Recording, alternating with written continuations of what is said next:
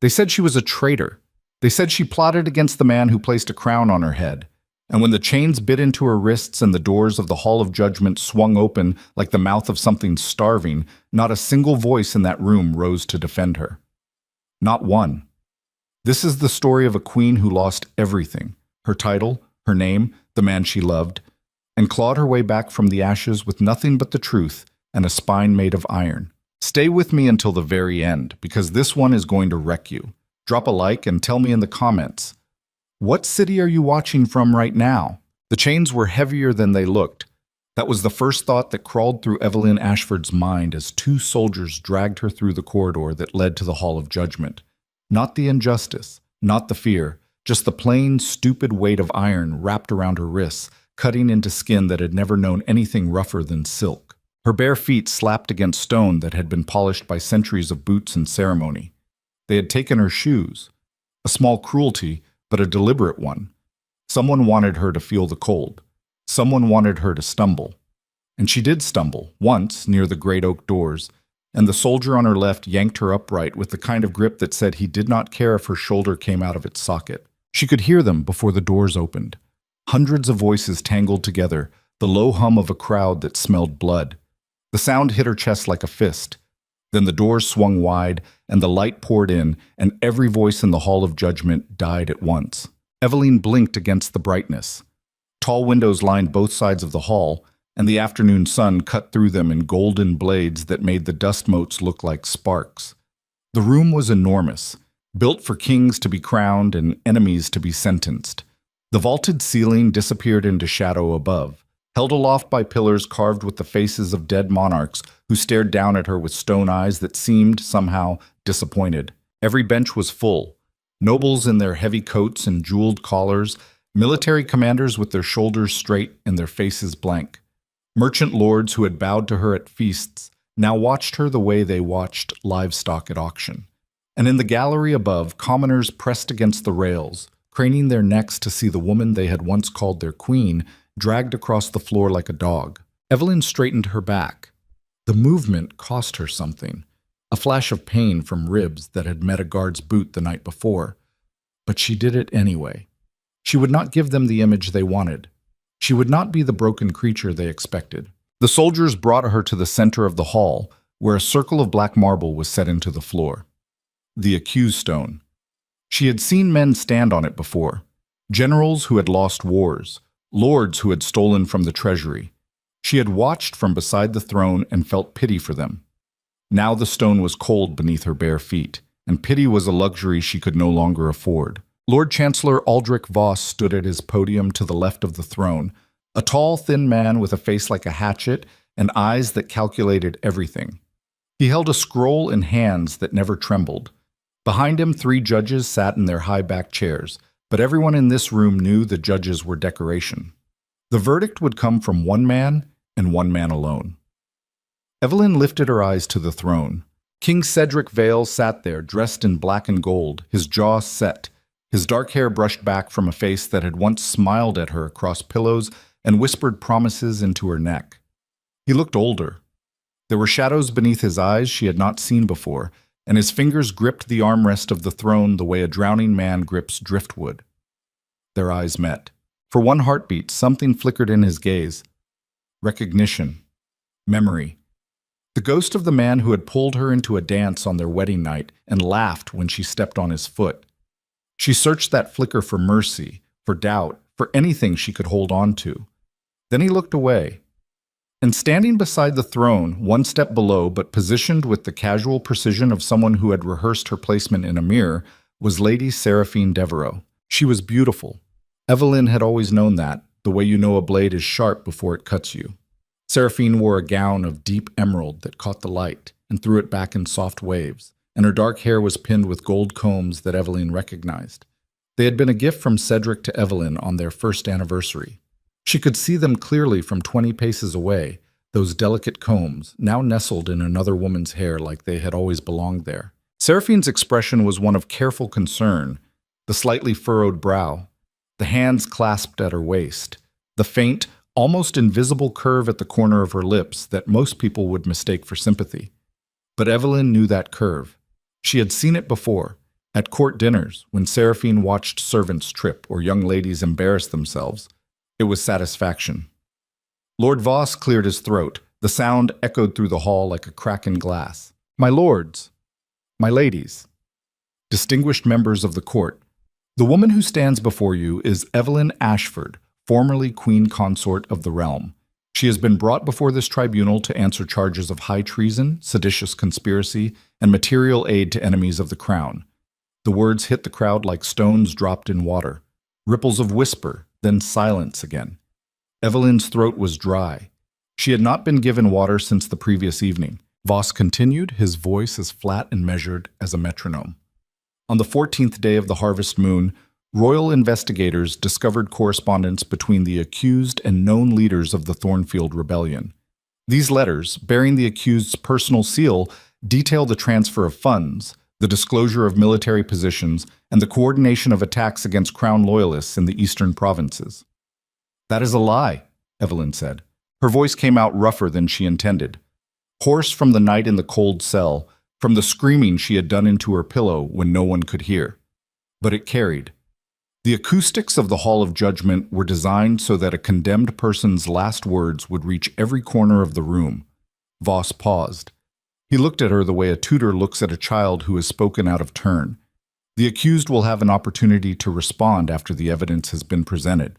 Let me respond now, Evelyn said, and she hated the tremor that crept into her voice but could not stop it. Those letters are forgeries. I have never written to any rebel commander. I have never... Lord Voss raised one hand. The accused will be silent, or she will be silenced. She saw the soldiers shift behind her. One of them rested a hand on the hilt of a short truncheon. Evelyn closed her mouth. Her jaw ached from clenching. The evidence was presented methodically, each piece laid out like a surgeon displaying instruments before an operation. First the letters, 6 of them, written on fine paper, each bearing what appeared to be Evelyn's personal seal. Voss read excerpts aloud, and with each line, the temperature in the room dropped. The garrison at Ashenmoor changes watch at the 4th bell. Your forces may approach from the river crossing without detection. I have secured additional funding from the Treasury's discretionary accounts. The sum of 12,000 gold crowns has been redirected through the merchant house of Brennan and Sons. The king departs for the northern campaign on the 7th. The capital will be vulnerable for a minimum of 3 weeks. Evelyn listened to her own supposed words and felt something inside her chest crack. Not break. Not yet. Just crack. The way ice cracks before the surface gives way. Because the letters were good. The handwriting was close to hers. Not perfect, but close enough that anyone who was not intimately familiar with her script would accept it. And the seal. Someone had either stolen her personal seal or created a flawless copy, because the wax impressions looked identical to the real thing. Who did this, she thought? Who took this much care to destroy me? And then her eyes drifted back to Seraphine, who was watching the proceedings with that same expression of delicate concern, and something in Evelyn's gut twisted into a knot that would not come loose. The witnesses came next. Lord Matthias Crane, a portly man with a red face and small, nervous eyes, took the stand. He testified that he had seen Evelyn meeting in private with a hooded figure in the palace gardens on 3 separate occasions. His voice shook, but not from conviction, from something else. Something that looked, to Evelyn, like fear. I saw them exchange documents, my lords. I did not think it my place to intervene. But when the rebellion began and the eastern provinces burned, I knew what I had witnessed. Evelyn stared at him. Matthias. She had danced with his daughter at the midsummer ball. She had written a personal letter of recommendation when his son applied to the Royal Academy. And now this man stood before the court and lied with a mouth that trembled like a child caught stealing. You are lying, she said, and this time her voice did not tremble. It was flat and hard and cold. Matthias, look at me. He would not look at her. You know me. You know I would never... The accused will remain silent, Voss snapped. 2 more witnesses followed. A maid who claimed to have found rebel correspondence hidden beneath Evelyn's mattress. A treasury clerk who testified that unauthorized withdrawals matched the dates mentioned in the forged letters. Each witness delivered their lines with the same stiff, rehearsed quality, like actors in a play who had memorized their parts but could not quite inhabit their characters. Because that is what they were, Evelyn realized.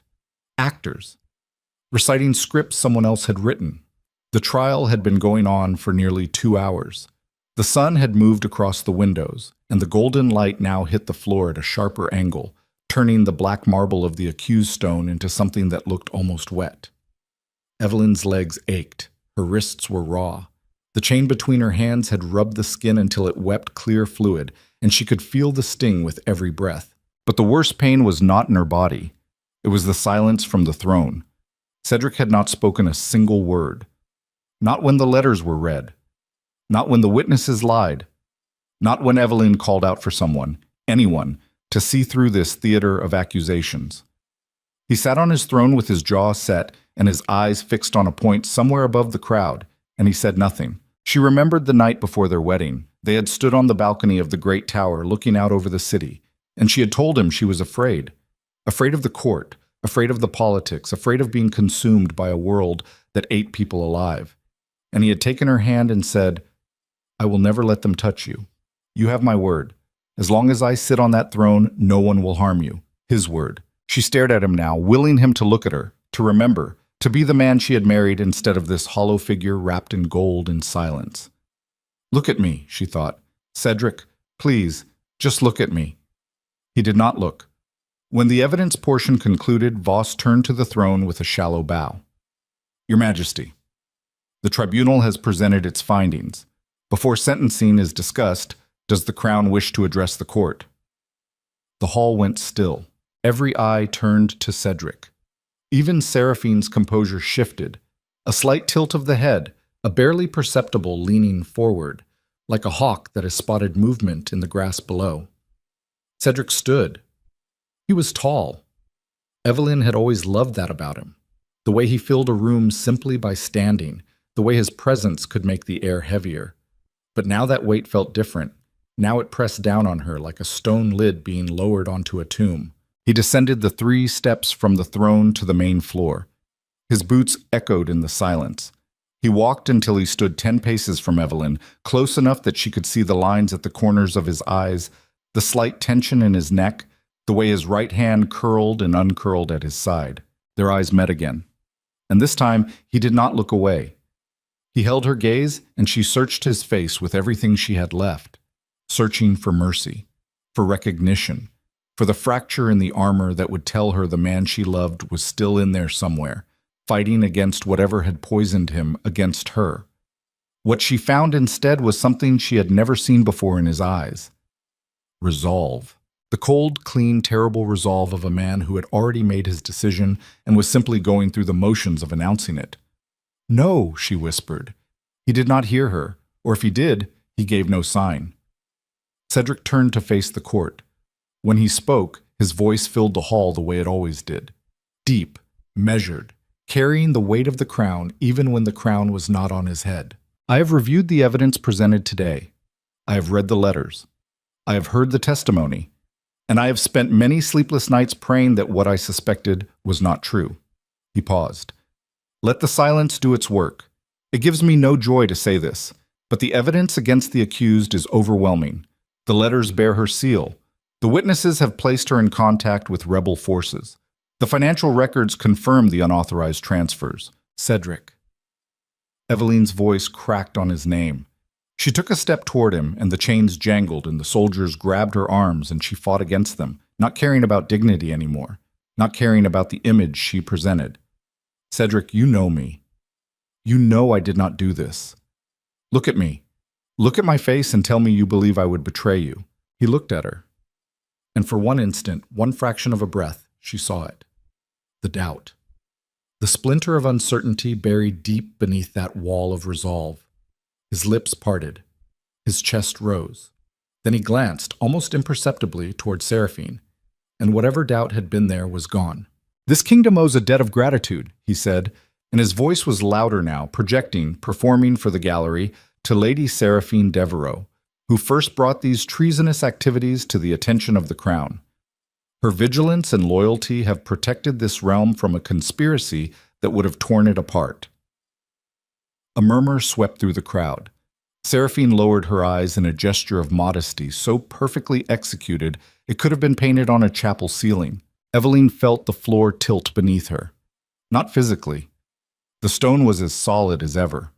But something inside her, some last remaining pillar of faith, of trust, of belief that the world operated on a foundation of basic fairness, crumbled into powder and blew away.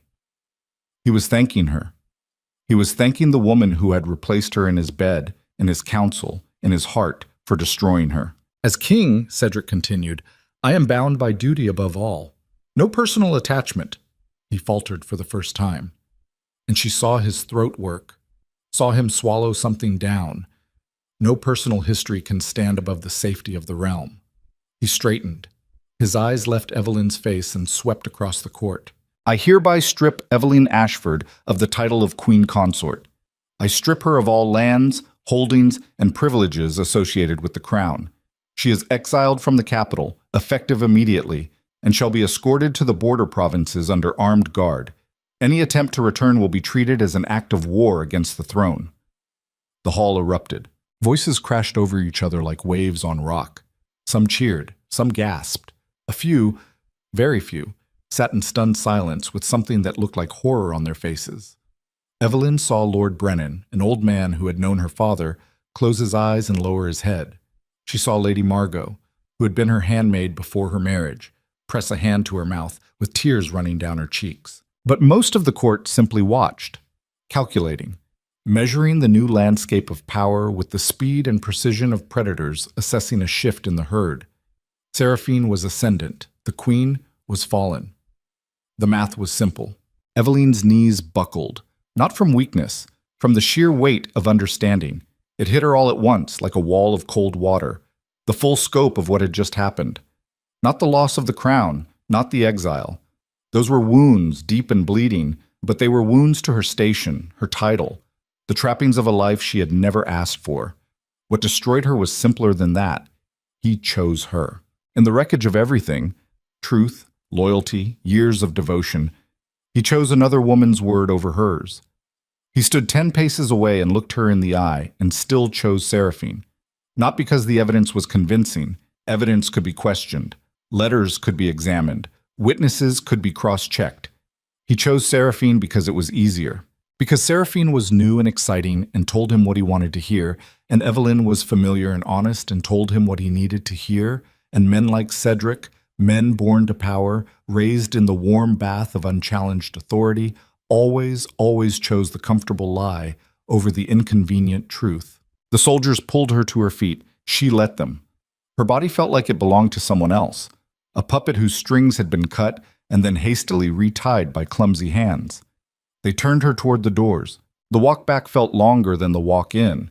Every step was a gauntlet of stairs. She felt them on her skin like touches. Curious, contemptuous, pitying, hungry. The crowd parted before the soldiers, and she moved through that corridor of bodies like a ghost passing through a world that had already forgotten her. At the doors, she stopped. The soldiers pulled. She did not move. One day, she said. Her voice was quiet, but the acoustics of the hall carried it to every corner, just as they were designed to. One day, the truth will stand in this hall, and every person who watched in silence today will remember that they had the chance to speak and chose not to. She did not look at Cedric. She was done looking at Cedric. She looked at Seraphine. And for the first time since the trial began, Seraphine's composure slipped. It was barely visible. A flicker in the eyes. A tightening around the mouth. The kind of micro-expression that most people would miss. But Eveline did not miss it, because Eveline was looking for it the way a hunter looks for the twitch that betrays the animal hidden in the brush. Fear. For one instant, Seraphine was afraid. Then the soldiers pulled again, harder this time, and Eveline stumbled through the doors, and the oak panels swung shut behind her with a sound like a coffin closing. The corridor was cold and dark after the brightness of the hall. Eveline's bare feet slapped against the stone, and the sound echoed ahead of her, running on before her like an animal fleeing a predator. The soldiers moved her fast, half walking, half dragging, through passages she had once walked freely, past tapestries she had chosen herself, beneath chandeliers she had ordered lit for celebrations. All gone now. All someone else's. They brought her to a holding cell in the West Tower. Not the dungeon. Even Cedric's cruelty had limits. Or perhaps it was simply that throwing the former queen in a dungeon would look bad in the morning dispatches. The cell was small but clean. A cot. A blanket. A window too narrow to climb through but wide enough to let in the evening light. They removed her chains. The soldier who had yanked her in the hall did it roughly, and the metal scraped across the raw skin of her wrists, and she hissed through her teeth but did not cry out. She would not give them that. The door closed, the lock turned, footsteps receded. Silence. Evelyn stood in the center of the cell for a long time. She did not sit, she did not cry. She stood very still and breathed and felt the silence settle around her like snow. Then, slowly, she walked to the narrow window and looked out. The city spread below her. Rooftops and chimneys, and the thin ribbons of streets where people moved in patterns that looked from this height like the currents of a river. Smoke rose from cook fires. A dog barked somewhere. Children's voices, high and thin, floated up from a courtyard she could not see. The world was still turning. People were still living. The sun was still crawling toward the horizon, painting the clouds in shades of copper and blood. And she was standing in a cell, stripped of everything, watching it all through a slit in the wall. Something moved in her chest. Not grief. Not yet. Something harder. Something with edges. A sound escaped her throat, low and rough, like the growl of an animal that has been backed into a corner and knows that the only options are to fight or die. She pressed her forehead against the cold stone of the window frame and closed her eyes. "I will not die in this cell," she said to the empty room. "I will not disappear quietly. I will not be the story they wrote for me." Her fingers curled against the stone until her knuckles went white. "I will be the story they never saw coming." Hours passed. The light faded. The cell grew dark, and the cold crept in through the stone like something alive. Eveline lay on the cot and stared at the ceiling and did not sleep. Her mind was a machine that would not stop running, turning over every moment of the trial, every lie, every face in the crowd, looking for patterns, looking for the architecture of the trap that had been built around her. The letters, someone had forged them with extraordinary skill. That meant resources, access to her personal seal, or a master forger capable of replicating it. The witnesses, Matthias Crane and the others, had been terrified, not of the court, of something else. Someone had gotten to them before the trial, threatened them, or bribed them, or both. And the timing. The rebellion in the eastern provinces had begun 6 months ago. The letters were dated across that same period, creating a paper trail that looked organic, natural, convincing. This was not a hasty frame. This was a campaign. Months of careful planning, planting evidence, turning allies into enemies, building a case brick by brick until it was so solid that even the king could not see through it, or would not see through it. That was the question that ate at her in the dark. Did Cedric truly believe the evidence, or did he simply choose to believe it because it was convenient? Because the alternative, defending his wife against his new lover, admitting he had been manipulated, standing against the rising tide of Seraphine's influence, was harder than condemning an innocent woman? She thought about the look on his face when she had begged him to see the truth.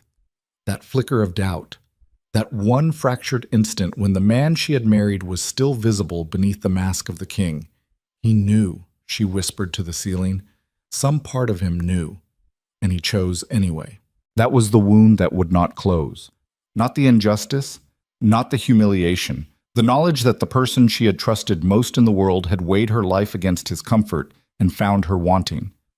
Somewhere in the palace, a bell tolled midnight. Eveline closed her eyes, not to sleep, to gather herself, to take every scattered, bleeding piece of who she had been and start arranging them into something new, something the court and the king and Lady Seraphine Devereux had not accounted for. A knock came at the door. Not the heavy slam of a guard changing shift. A knock, quiet, deliberate. 3 taps, a pause, then 2 more. Eveline sat up on the cot. Her heart was suddenly loud in her ears. The lock clicked. The door opened, just enough for a figure to slip through. He was tall, broad in the shoulders, with the build of a man who had spent more of his life in armor than out of it. Dark hair cut short in the military style, a jaw shadowed with stubble, and eyes the color of smoke. He He wore no insignia. His clothes were plain, a dark coat, worn boots, the kind of outfit designed to not be noticed. But Evelyn noticed. She recognized him instantly. Captain Rowan Blackwell, commander of the King's Outriders, a soldier who had served the crown since before Evelyn had even set foot in the capital. A man known for two things: his brutal effectiveness in battle and his absolute unyielding refusal to play court politics. He closed the door behind him, stood with his back against it. His eyes found hers in the dim light, and she saw something in them she had not seen in any face since the trial began. "Belief, you look like you have had a rough day, Your Majesty," he said. His voice was low, controlled.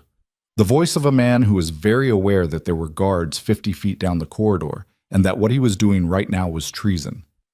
"They took that title from me," Evelyn said. Her own voice sounded foreign to her, flat and thin, like paper. Rowan was quiet for a moment. Then he said, "They can take the title. They cannot take what you are." "And what am I, Captain? A convicted traitor? An exile? A woman whose own husband just threw her to the wolves in front of the entire kingdom? What exactly am I now?" He crossed the cell in 2 strides and crouched in front of her cot. Up close, she could see the tension in him, the cords in his neck standing taut, the way his hands, scarred, calloused, hands that had held swords and reins and dying men, trembled slightly at his sides. "You are innocent," he said, "and I am not the only one who knows it." Something shifted in Evelyn's chest. That hard thing with edges, the thing she had felt at the window, moved, and beneath it she found something she had thought was dead. Hope, small and battered and half drowned, but alive. "Why are you here?" she said. "If they catch you—" "I know what happens if they catch me," Rowan said. "I did not come here because I thought it was safe.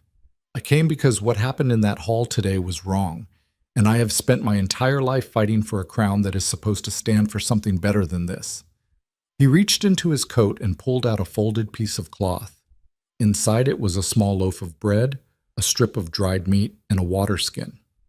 "You have not eaten," he said. It was not a question. Evelyn took the water skin. Her hands shook as she drank, and the water was warm and tasted like leather, and it was the best thing she had ever tasted in her life. She ate the bread and the meat in small bites, forcing herself to go slow, even though her stomach screamed at her to devour it all at once. Rowan watched her eat. His jaw worked like he was chewing on words he could not quite get out. "The convoy leaves at dawn," he said finally. "Armed escort. 30 soldiers. They are supposed to take you to the border and release you into the frontier provinces." "Supposed to," Evelyn repeated. She looked at him. His smoke-colored eyes told her what his mouth had not said yet. "I have sources inside Seraphine's circle," Rowan said. "Not many. One, in truth. A servant who has been with the palace for decades and whose loyalty cannot be bought by gold or threats. She told me something tonight that made me risk my neck coming to this cell." Evelyn set down the water skin. Her stomach was a fist. "Tell me." Rowan leaned closer. His voice dropped to barely a breath. "The convoy is not taking you to the border. The orders were changed 2 hours ago. Sealed orders, delivered by one of Seraphine's personal attendants. The new destination is the Ashenmoor Ravine, 30 miles east of the capital, uninhabited, remote." Evelyn felt the blood drain from her face. She knew Ashenmoor Ravine. Everyone did. It was a scar in the earth where rivers had once run, now nothing but stone and silence. People did not go to Ashenmoor Ravine. "People disappeared at Ashenmoor Ravine. She is going to have me killed," Evelyn said. The words came out calm, too calm, as if she were discussing the weather or the price of grain. Her mind had gone very quiet, very still, the way the surface of a pond goes still before something breaches from below. Rowan nodded. "Made to look like a rebel ambush. The escort fights bravely, but is overwhelmed. The former queen perishes, a tragic end. Seraphine weeps at the memorial.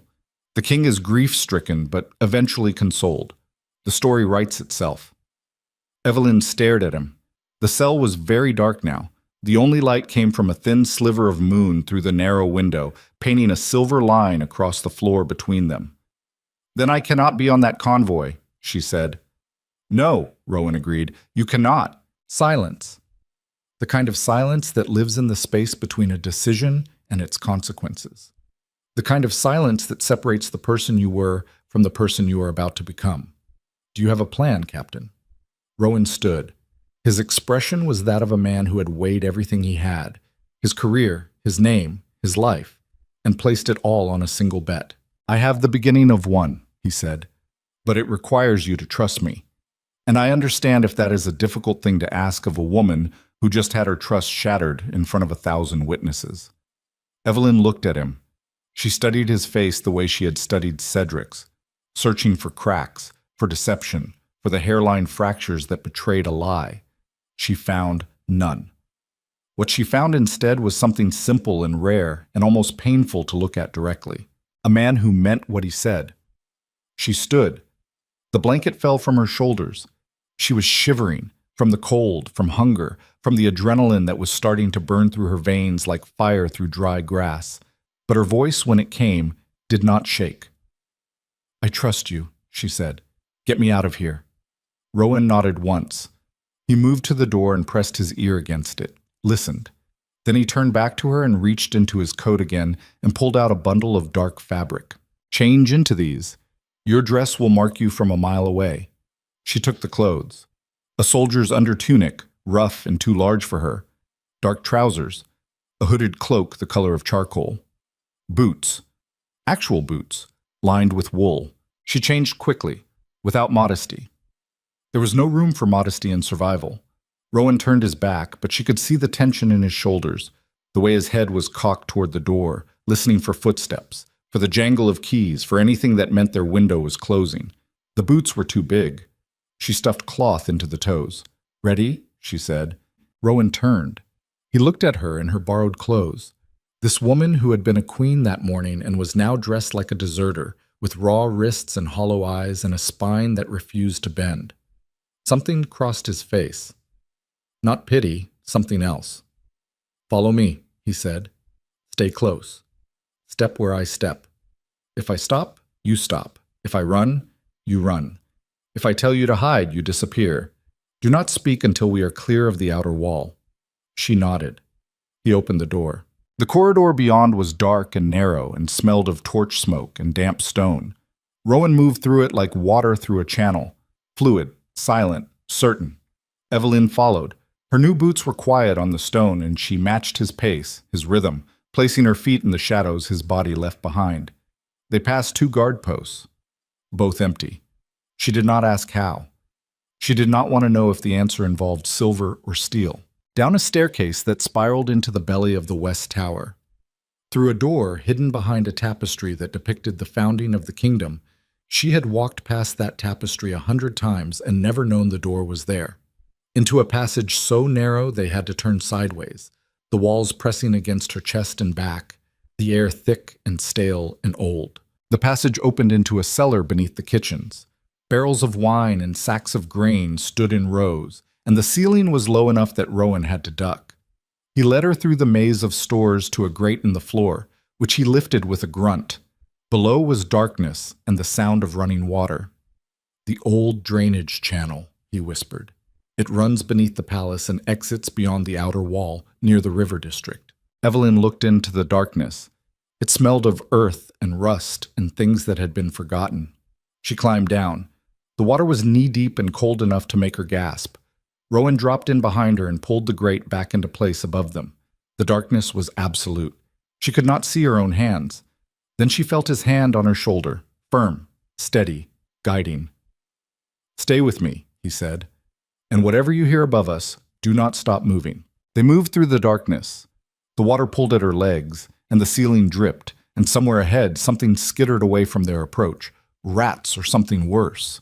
Evelyn's breath came fast and shallow, and she could hear her own heartbeat, and the walls of the tunnel seemed to press inward with every step. But she did not stop. She thought about this hall, the chains, the lies, the look on Cedric's face when he condemned her. She thought about Seraphine's smile, that tiny curve of satisfaction. She thought about the convoy that was supposed to take her to a ravine where she would die anonymously, and her body would rot, and the official story would be told at court with somber faces and crocodile tears. She thought about all of it, and she kept walking, because the alternative was to stop. And stopping meant dying. And dying meant Seraphine won. And that woman, that elegant, calculating, venomous woman who had stolen her husband and her crown and tried to steal her life, would not win. Not tonight, not ever. The tunnel seemed to go on forever. Time lost its shape in the dark. There was only the cold water, the sound of their breathing, the pressure of Rowan's hand on her shoulder. Then, light, faint. A gray smear in the blackness ahead, growing slowly brighter as they moved toward it. The mouth of the tunnel.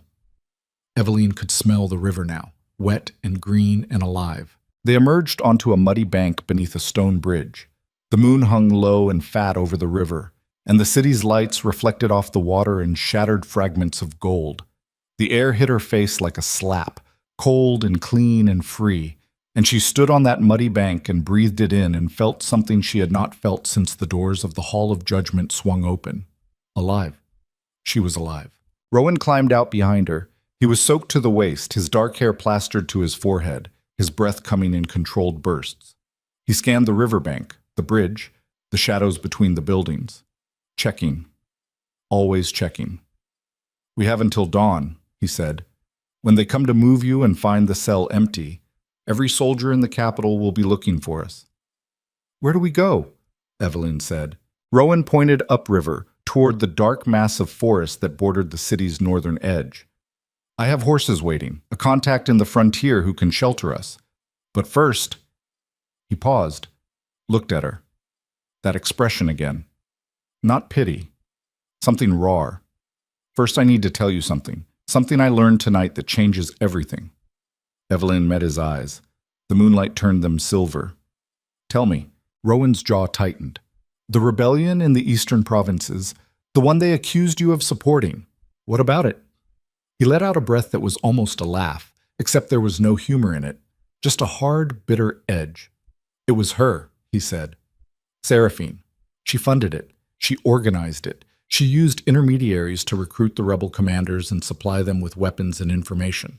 The entire uprising was manufactured, a tool to create the crisis she needed to frame you." The words hung in the night air between them. The river moved. The moon stared down. Eveline felt something break open inside her, not the crack from before. This was different. This was the moment when you stop looking at the ruins of the life that was taken from you and start seeing the shape of the fight that lies ahead. "She has the king," Eveline said. "She has the court. She has the army. She has all of that," Rowan agreed. "And what do we have?" Rowan looked at her for a long moment. Then he said, "The truth. And right now, that is going to have to be enough." Eveline stared at the dark river, at the palace rising behind them, its towers sharp against the sky like teeth, at the city that had cast her out, the kingdom that had watched her fall and done nothing. Then she turned her back on all of it and started walking toward the tree line. Behind her, the palace bells began to ring, not the midnight toll, a different sound, urgent, irregular, the alarm. They had discovered the empty cell. Rowan swore under his breath and broke into a run. Eveline ran with him, her borrowed boots slipping in the mud, her lungs burning, the alarm bells chasing them through the dark like the screaming of metal birds. And as the forest swallowed them whole and the city disappeared behind a wall of black trees, Eveline Ashford made a promise to herself. Not a vow of revenge, not an oath of destruction, something quieter, something colder, something that lived in the space between a woman's breaking point and the moment she realizes she is not broken at all. "I will come back," she whispered into the dark, her breath ragged, her body aching, her spirit burning like a coal that refuses to go out. "And when I do, the truth will burn so bright that every shadow in that palace will have nowhere left to hide." The trees closed around them. The bells faded to a distant, furious song. And somewhere in the heart of the palace, Lady Seraphine Devereux stood at a window and watched the darkness beyond the walls with eyes that had stopped pretending to be kind. "She knows," Seraphine said softly, "to no one." Or perhaps to the reflection in the glass, which smiled back at her with a mouth like a wound. Then she turned from the window and walked toward the king's chambers, where a crown still sat on a velvet pillow, waiting for the hand bold enough to take it. And in the forest, running through the dark with a fugitive queen at his side, Captain Rowan Blackwell gripped the hilt of his sword and thought about the sealed document he had not yet told Eveline about, The one he had found sewn into the lining of a dead man's coat 3 days ago, written in a cipher he had only just cracked. The document that proved Seraphine's endgame was not the exile of a queen. It was the assassination of a king, and the coronation was in 7 days. They ran until Evelyn's lungs felt like they were filled with broken glass. The forest was not kind to fugitives. Roots grabbed at her ankles like fingers reaching up from shallow graves. Branches whipped across her face and left thin lines of fire on her cheeks. The canopy above was so dense that the moonlight could not penetrate, and they moved through a darkness so complete that Evelyn could only follow the sound of Rowan's breathing ahead of her. Steady, controlled, the breathing of a man who had spent years running through worse than this. Behind them, the alarm bells of the capital had faded to a faint metallic whine, like the memory of a scream. But Rowan did not slow down. He moved through the trees with the certainty of someone who had mapped this route in advance, counting steps, memorizing turns, preparing for this exact moment. "How far?" Evelyn gasped. "Half a mile. Keep moving." She kept moving. Her thighs burned. The boots, still too big despite the cloth stuffed into the toes, rubbed against her heels with every stride, and she could feel the skin there blistering, tearing, weeping into the rough wool of her borrowed socks. She catalogued the pain the way a soldier catalogues injuries in the field. Blisters, bruised ribs, raw wrists. None of it fatal. All of it irrelevant. The trees thinned. Rowan stopped so abruptly that she nearly collided with his back. He held up one fist, the military signal for halt, and she froze, her breath ragged and loud in the sudden stillness. Ahead, in a small clearing where the moonlight finally broke through, 2 horses stood tethered to a fallen oak. Dark horses. No saddle markings, no insignia. A leather satchel hung from each saddle, and a third bag sat on the ground between them. Beside the horses, a figure waited, short, stocky, wrapped in a cloak that had seen better decades. When the figure turned, Evelyn saw a woman's face, weathered, hard, somewhere north of 60, with eyes like chips of flint set deep in a landscape of wrinkles. "You are late?" the woman said to Rowan. "We had company on the east corridor. Had to take the long way through the drainage tunnel." The woman snorted. "That tunnel has not been cleaned since the old king's time. You both smell like a cesspit." "Noted," Rowan said. He moved to the horses and began checking the saddle straps with quick, practiced hands. "Evelyn, this is Marin. She runs the kitchen stores in the lower palace. She has been there for 37 years, and she sees everything." Marin looked at Evelyn with an expression that was not quite sympathy and not quite appraisal. Something between the two. The look of a woman who had watched queens come and go and measured each one against a standard only she understood. "You are thinner than I expected," Marin said. "They did not feed you. Not since yesterday." Marin reached into her cloak and produced a cloth bundle. Inside were dried apples, hard cheese, and a strip of salted pork. "Eat on horseback. You do not have time to stop." Evelyn took the food. "Thank you. Do not thank me. I am not doing this for you. I am doing this because that woman," Marin's mouth twisted around the word like it tasted rotten, "is going to burn this kingdom to the ground if someone does not stop her. I have watched her work for months, the way she moves through the palace, the way she handles the king. She is not a lover.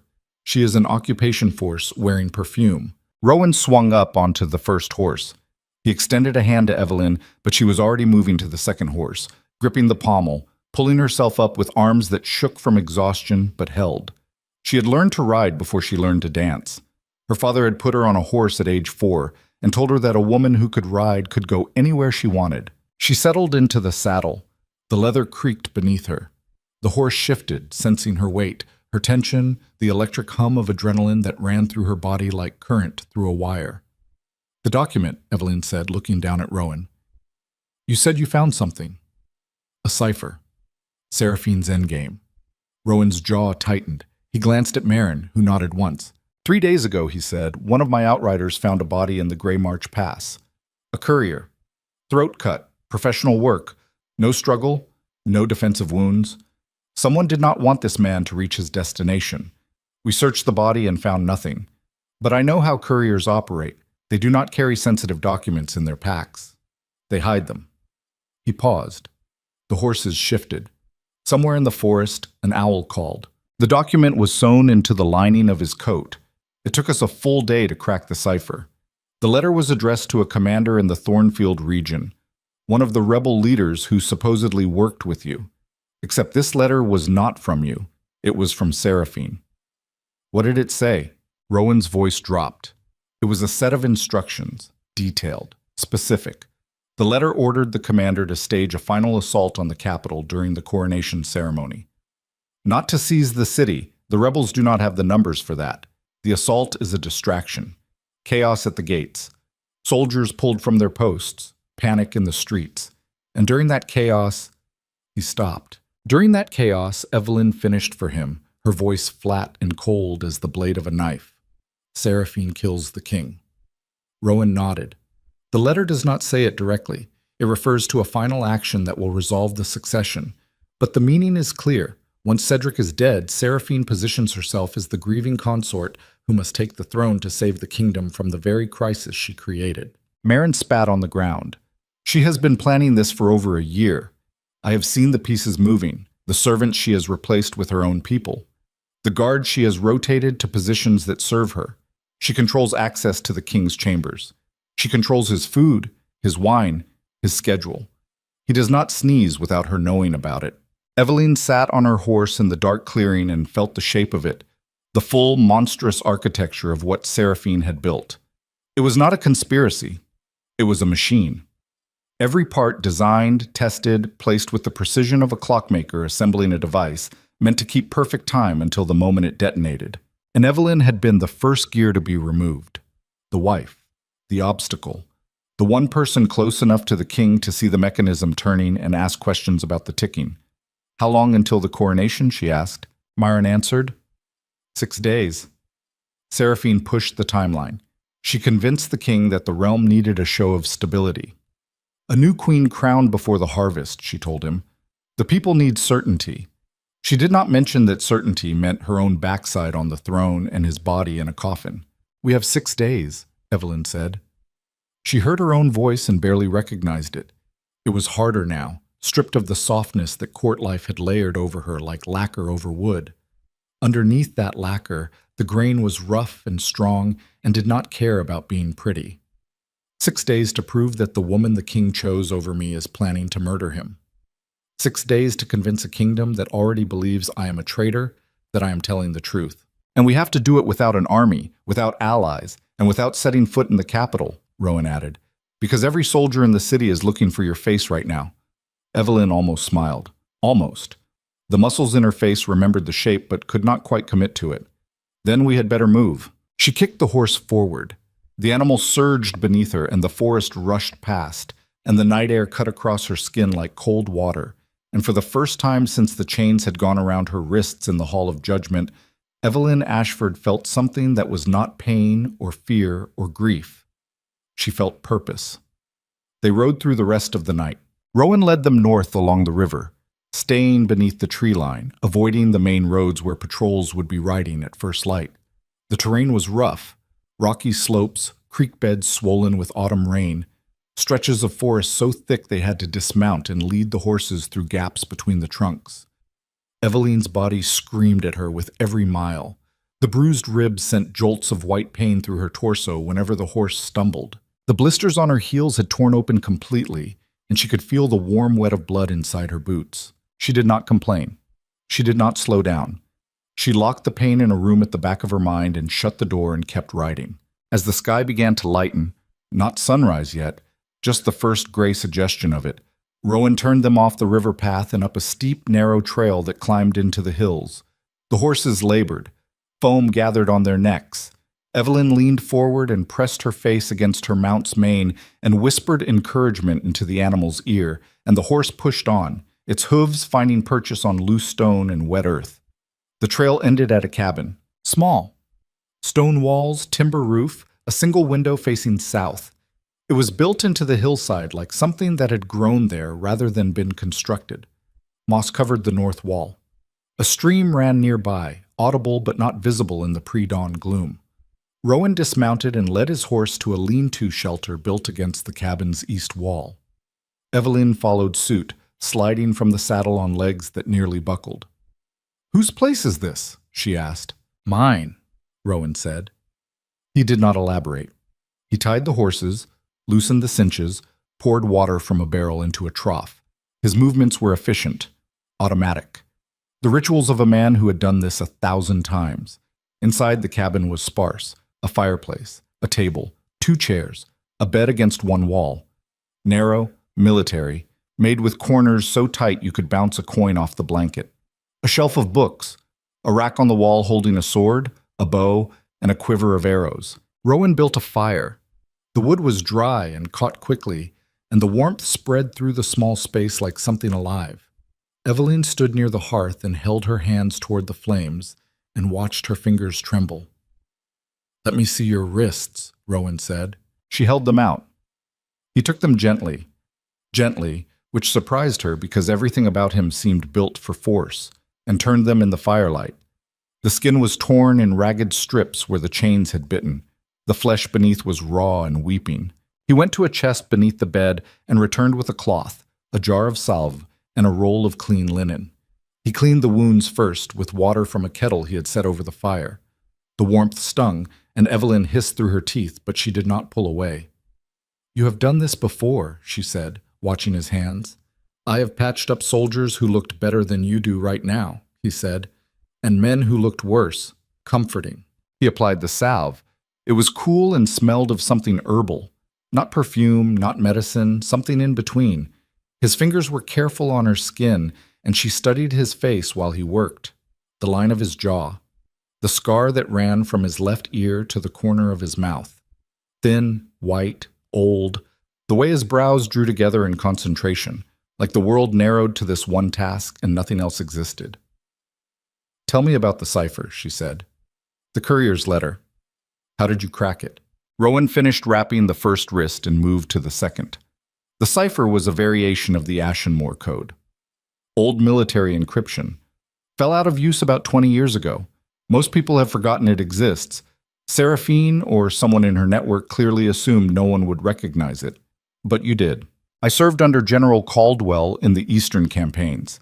He used that cipher for sensitive communications. I spent 2 years reading and writing in it.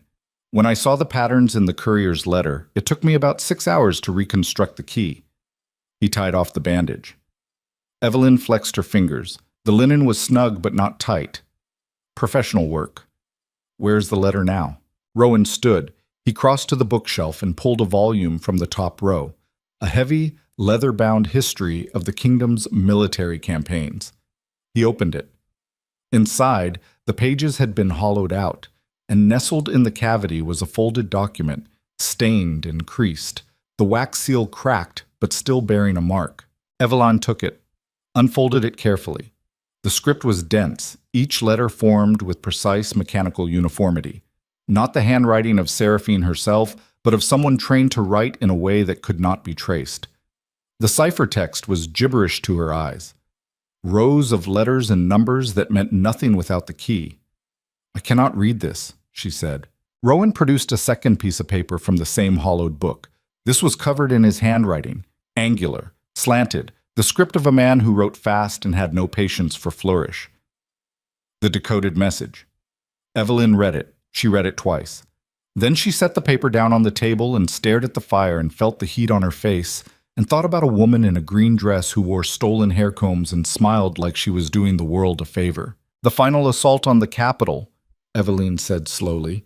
"She is using the rebels she created to generate the crisis. The soldiers pull from the inner palace to defend the gates. The king is left with a skeleton guard. And during the coronation ceremony, an accident," Rowan said, "or an assassination dressed as one. Poison in the ceremonial wine, a blade during the procession, a balcony railing weakened in just the right place. She has options. All of them look like tragedy rather than murder." "And then she grieves," Evelyn said. "She grieves beautifully. The kingdom rallies around her. The council offers her the crown because there is no other heir, and the realm cannot afford instability. And the woman who manufactured the rebellion, framed the queen, and murdered the king becomes the most powerful person in the kingdom." Rowan said nothing. He did not need to. Evelyn picked up the decoded letter again. She read the critical passage a third time, slower now, letting each word settle into her like stones dropped into still water. "This is not enough," she said. Rowan looked at her. "One letter," Evelyn said. "One decoded cipher from a dead courier whose body cannot testify. A letter that does not name Seraphine directly, that uses coded references and intermediaries. If we present this to the court, Seraphine will deny everything. She will say it is a fabrication, that we created it to support my story. And the court, the same court that watched me be condemned on forged evidence, will believe her. Because believing her is easy. Because she has given them a world that makes sense. A world with a clear villain and a clear hero, and people do not surrender that kind of certainty without a fight." Rowan leaned against the wall. His arms were crossed. His expression was that of a man who had already reached the same conclusion and was waiting for her to arrive at it. "So what do we need?" he said. "The ledger," Evelyn said. "Marin mentioned it once, months ago. She said Seraphine keeps records, financial transactions, correspondence, the names of every agent, every bribed official, every mercenary captain she has paid. Seraphine is meticulous. She documents everything because her power depends on controlling information. That ledger is her insurance policy, proof of who owes her, who she owns, who can be destroyed if they betray her. And if we get the ledger, then we do not have a single letter from a dead man. We have the entire machine, disassembled, every gear and spring and wire laid out for the court to see. Names, dates, amounts, the full architecture of the conspiracy, written in Seraphine's own system." Rowan was quiet for a moment. The fire crackled. Outside, the first birds of morning had begun to call, thin and tentative, as if they were not sure the darkness had truly passed. "The ledger will be in her chambers," he said. "In the palace, behind walls guarded by soldiers who answer to her." "Yes. In the most heavily fortified building in the kingdom, during a period of maximum alert, because the former queen has just escaped custody." "Yes." He stared at her. "You want to go back?" Evelyn met his gaze. The firelight caught her eyes and turned them amber, and in that light, with the bandages on her wrists and the bruises on her face and the set of her jaw, she looked like someone who had walked through a fire and come out the other side still burning. "I have to go back," she said. "Not for the crown, not for Cedric, for the truth. Because if Seraphine succeeds, the king dies, and a murderer sits on the throne, and every person in this kingdom suffers for it, including the people who condemned me, including the people who watched in silence. They do not deserve what she will do to this realm. Even after what they did to you." Evelyn's mouth thinned. "Even after what they did to me." Rowan studied her face. He was looking for something, she realized. Not doubt. He already knew she did not doubt.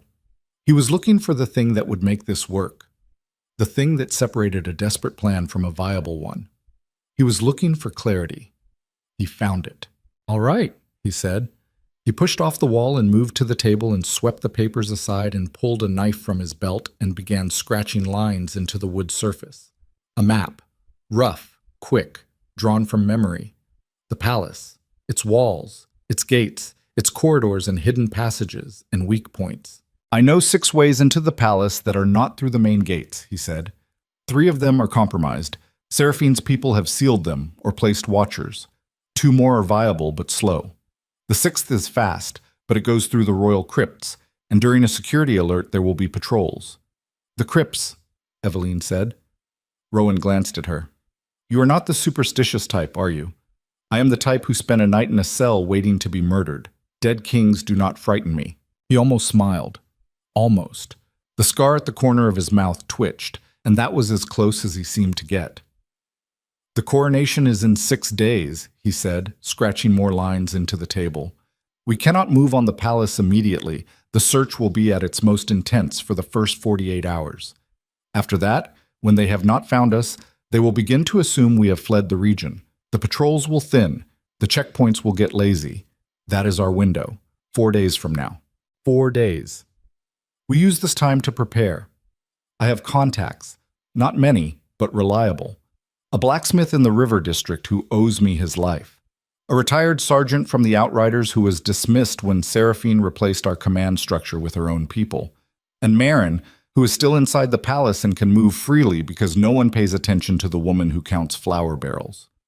3 allies, Evelyn said. Against an entire palace. 4, Rowan said. He looked at her. You are the 4th, and from what I saw in that hall today, you are worth more than you think. Evelyn said nothing for a moment. She looked at the crude map scratched into the table, the lines that represented walls she had once walked freely within, the scratches that marked corridors where she had laughed, argued, loved, been betrayed. There is something else, she said, something that has been turning in my mind since the trial. Rowan waited. The witnesses, Matthias Crane and the others. They were terrified. Not of the court, of Seraphine. She threatened them, or she holds something over them, but fear is a leash, not a lock. If we can reach even one of them, if we can offer protection, or reveal that Seraphine's power is not as absolute as they believe, they might turn. Rowan considered this. Crane is a coward. He will fold under any pressure, from any direction. Exactly, Evelyn said. Which means we do not need to convince him to be brave. We just need to make him more afraid of the truth coming out than of Seraphine's retribution. He testified publicly. If the conspiracy unravels, he goes down with it. His only chance is to switch sides before the collapse. You are thinking like a general, Rowan said. I am thinking like a woman who has run out of options that do not involve fighting, she said. There is a difference. He looked at her for a long moment. Then he nodded and turned back to the map. They planned through the morning. The sun rose and filled the cabin with pale gold light, and Evelyn stood at the table and listened to Rowan describe the palace's security rotations, its blind spots, the timing of guard changes, the layout of Seraphine's private chambers. He knew the palace the way a surgeon knows the human body, not just the visible architecture, but the hidden systems beneath, the ventilation shafts, the servant corridors, the ancient passageways built by paranoid kings who wanted escape routes in case of siege. Seraphine's chambers are on the 3rd floor of the East Wing, Rowan said. She moved there 6 weeks ago, took over the rooms that used to belong to the royal advisor. Lord Ashworth's rooms, Evelyn said. The memory hit her like a fist. Lord Ashworth had been the royal advisor for 12 years. A quiet man with kind eyes who had helped Evelyn navigate the treacherous waters of court politics in her first months as queen. He had died suddenly, 3 months ago. A fever, they said, quick and merciless. The timing, Evelyn said slowly. Ashworth died 3 months ago. Seraphine moved into his room 6 weeks later. And the rebellion in the East began 6 months ago. Rowan met her eyes. He did not say what they were both thinking. He did not need to. If Ashworth discovered what Seraphine was doing, Evelyn said, if he found evidence, then Seraphine had a reason to remove him, Rowan finished. And his chambers, where he kept his records, his correspondence, his personal files, became the safest place to consolidate her operation. She did not just take his rooms, she took his infrastructure. Evelyn felt something cold move through her. Not fear, rage. The kind of rage that does not burn hot but freezes, crystallizes, becomes something hard and sharp and patient. She killed him, Evelyn said. Ashworth did not die of a fever. She killed him because he was getting close. I cannot prove it, Rowan said, but yes, that is what I believe. Then the ledger may contain more than financial records. It may contain Ashworth's own documents, things he collected before she silenced him, evidence he gathered and hid, knowing that someone, someday, would come looking for the truth. The fire had burned low. Embers glowed in the hearth like the eyes of something watching from the dark. Evelyn stared into them and felt the weight of it. The lives already lost to Seraphine's ambition, the lives that would be lost if she succeeded, the narrowing corridor of time that led to the coronation and beyond it, to a kingdom ruled by a woman who treated human beings like pieces on a game board. I need to sleep, she said. The words came out flat and honest. Her body had hit a wall. The adrenaline that had carried her through the escape, the ride, the hours of planning, was gone, and in its absence, exhaustion moved in like floodwater. Take the bed, Rowan said. I will keep watch. She looked at the narrow military cot. She thought about protesting, about insisting they share the watch, or that she could push through another few hours on force of will alone. She did not protest. Stubbornness was a weapon, but so was knowing when to sheath it. She sat on the edge of the cot and pulled off her boots. Her socks were stiff with dried blood. The blisters had torn into raw patches of exposed flesh. And the pain, now that she acknowledged it, was extraordinary. She stared at her own feet and thought, "These are the feet of a queen." And then she thought, "No, these are the feet of a fugitive." And then she thought, "No, these are just feet, and they hurt, and that is all." She lay down. The blanket was rough and smelled like wood smoke and something metallic. Oil from the sword on the wall, maybe. The pillow was thin. The mattress was hard. She was asleep in under a minute. Rowan watched her for a moment from his chair by the fire. Her face, in sleep, lost the tension it carried when she was awake. The lines around her mouth softened, the furrow between her brows smoothed. She looked for a moment like the woman in the portrait that hung in the great hall. The official painting commissioned the year she became queen, showing a young woman with steady eyes and the faintest suggestion of a smile. That portrait would be taken down by now. Burned, probably, or stored in some basement where the kingdom kept the images of people it wanted to forget. Rowan turned back to the fire. He reached into his coat and pulled out the decoded letter and read it again, for the 20th time, looking for details he might have missed. His eyes stopped on a passage near the end, one he had not yet shared with Evelyn. The passage referred to a second agent, someone inside the palace, not Seraphine herself, but close to her. An operative described only as the Silent Hand, who was responsible for what the letter called interior actions. The language was euphemistic, but the meaning was clear. The Silent Hand handled the work that could not be seen, the poisonings, the disappearances, the quiet removal of obstacles. If Ashworth had been murdered, the Silent Hand had done it, and the Silent Hand was still in the palace, still operating, still invisible. Rowan folded the letter and put it away. He checked his sword. He checked the door. He listened to the birds outside and the stream and the wind in the trees and the slow, steady breathing of the woman asleep on his cot. 4 days. 4 days to prepare. 4 days to assemble a plan from almost nothing. 4 days before they walked back into the most dangerous place in the kingdom and gambled everything on the chance that the truth still mattered more than power. He was not sure it did. He had seen too many good people destroyed by systems that rewarded obedience over honesty. He had watched the court turn on Evelyn with the speed and indifference of a dog pack abandoning a wounded member. He had no illusions about human nature, but he was here, and she was here, and that had to count for something. The fire burned low. The morning aged into afternoon.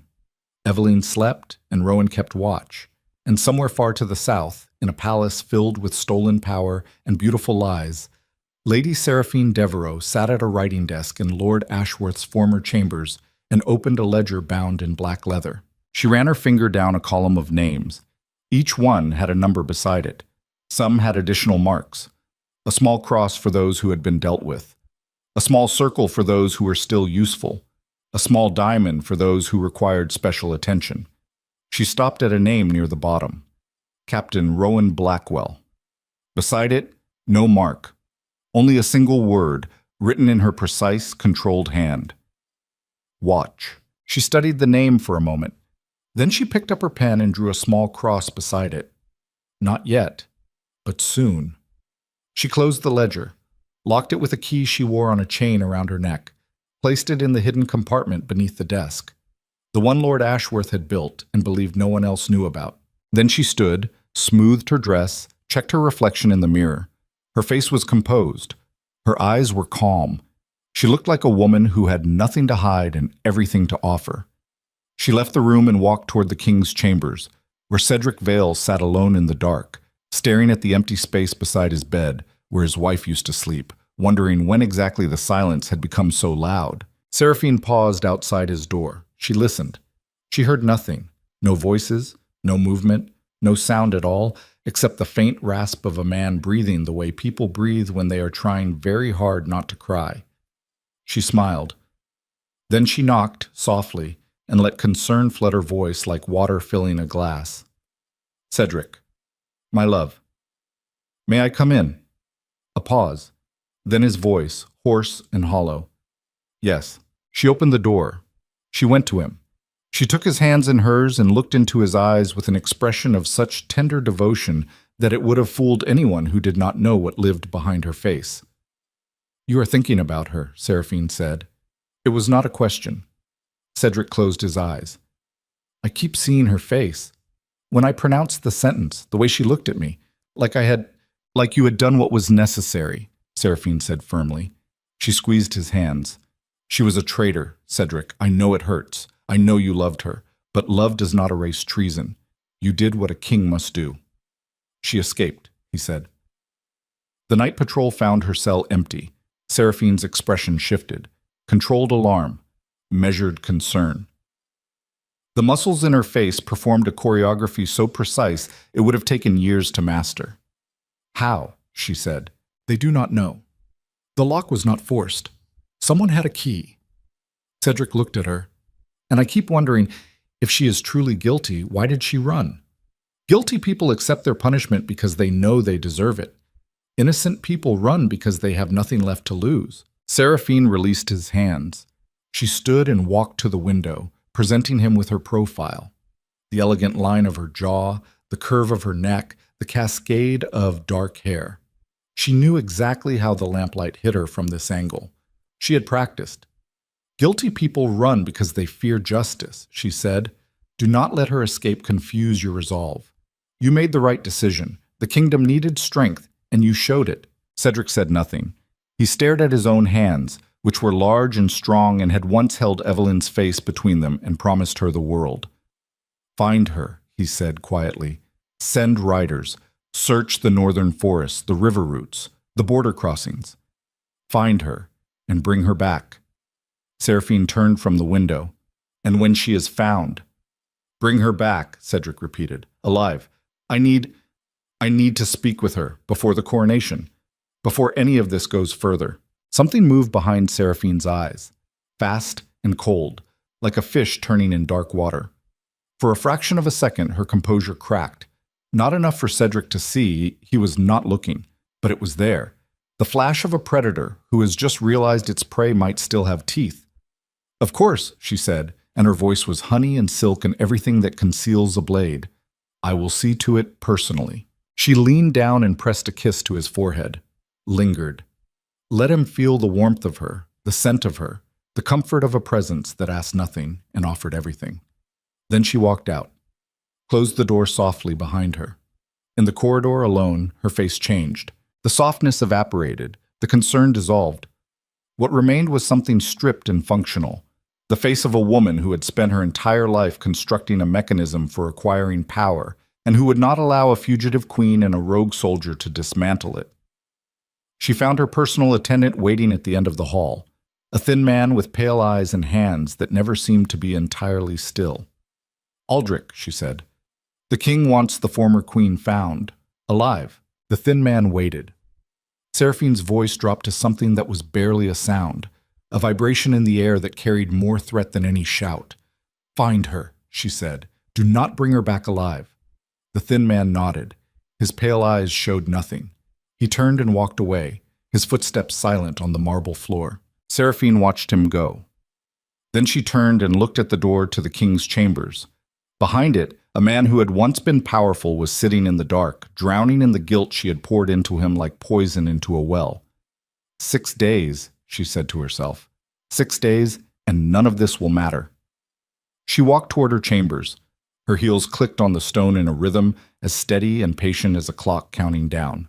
And in a cabin in the northern hills, Evelyn Ashford opened her eyes in the dark and stared at the ceiling and heard, in the silence of her own mind, a voice she did not recognize. It was her own voice, but changed, hardened, forged in the furnace of the last 24 hours into something that sounded less like a queen and more like a weapon. The voice said, "She will send someone. She cannot afford to let you live. Whatever you do in the next 6 days, know this. You are not running from her anymore." Evelyn sat up on the cot.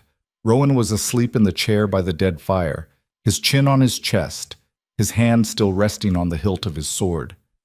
Outside, the night was absolute. No moon, no stars, just the sound of wind in trees and water over stones in the vast, indifferent dark. She looked at the crude map scratched into the table, the lines that led back to the palace, back to Seraphine, back to the truth that was locked in a black leather ledger, hidden in the chambers of a dead man, guarded by a woman who killed without hesitation and smiled without mercy. "You are not running," she whispered again. "You are hunting. And 4 days from now, when the palace gates opened for the coronation and the kingdom gathered to watch a murderer wear a crown, Evelyn Ashford would walk back into the Hall of Judgment, not in chains, not as a prisoner, not as a broken woman begging for mercy. She would walk in carrying the only weapon that Seraphine Devereaux had never learned to defend against: the truth. And somewhere between the cabin and the palace, in the dark spaces where the road had not yet been traveled, a thin man with pale eyes and silent footsteps was already moving north, following a trail of hoofprints and broken branches, with orders that did not include the word alive. The thin man's name was Aldrich Vane, and he moved through the world the way smoke moves through a room, present everywhere, noticed by no one. He had left the capital before dawn, riding a horse the color of wet ash, carrying no insignia, no banner, no identification of any kind. His saddlebags held a change of clothes, a coil of thin wire, a leather roll containing 6 glass vials stoppered with wax, and a knife with a blade so narrow it could slide between ribs without catching bone. He had used all of these tools before. He had used them with the same detached efficiency that a carpenter brings to a saw, or a butcher brings to a cleaver. The work was the work. The feelings about the work were someone else's problem. Seraphine had given him the assignment with 4 words: do not bring her back alive. She had not needed to explain the consequences of failure. Aldrich had worked for Seraphine for 3 years, and in that time he had learned that she did not issue second instructions. You succeeded, or you became one of the small crosses in her ledger. He followed the trail north along the river. The hoofprints were easy to read in the soft earth. 2 horses, moving fast, staying beneath the tree line. Amateur evasion. The riders had avoided the main roads, but had not bothered to obscure their tracks. They were running on adrenaline and desperation, not tradecraft. By mid-morning, Aldrich had reached the point where the trail turned uphill. He dismounted and studied the ground. The hoofprints here were deeper. The horses had been laboring up the slope, carrying weight, tired. He calculated distance and speed and determined that the riders had reached the hills sometime before dawn. They would have needed to rest.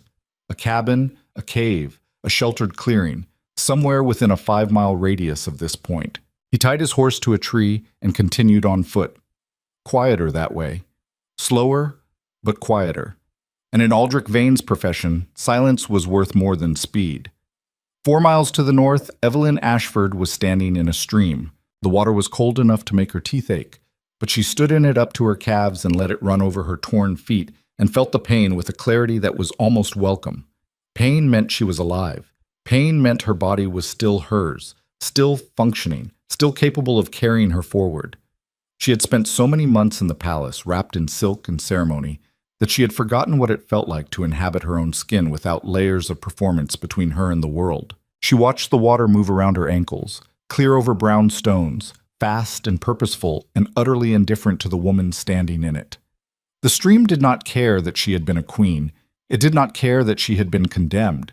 It moved because moving was what it did, and nothing, not politics, not betrayal, not the machinations of elegant women in stolen hair combs, could make it stop. There was something in that, something she needed to learn. Rowan appeared on the bank.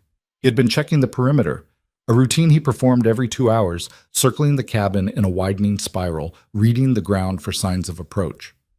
His face told her what she needed to know before he opened his mouth. "We need to move," he said. "I found tracks. Single rider, coming from the south, following our trail. About 2 miles out, maybe less." Evelyn stepped out of the stream.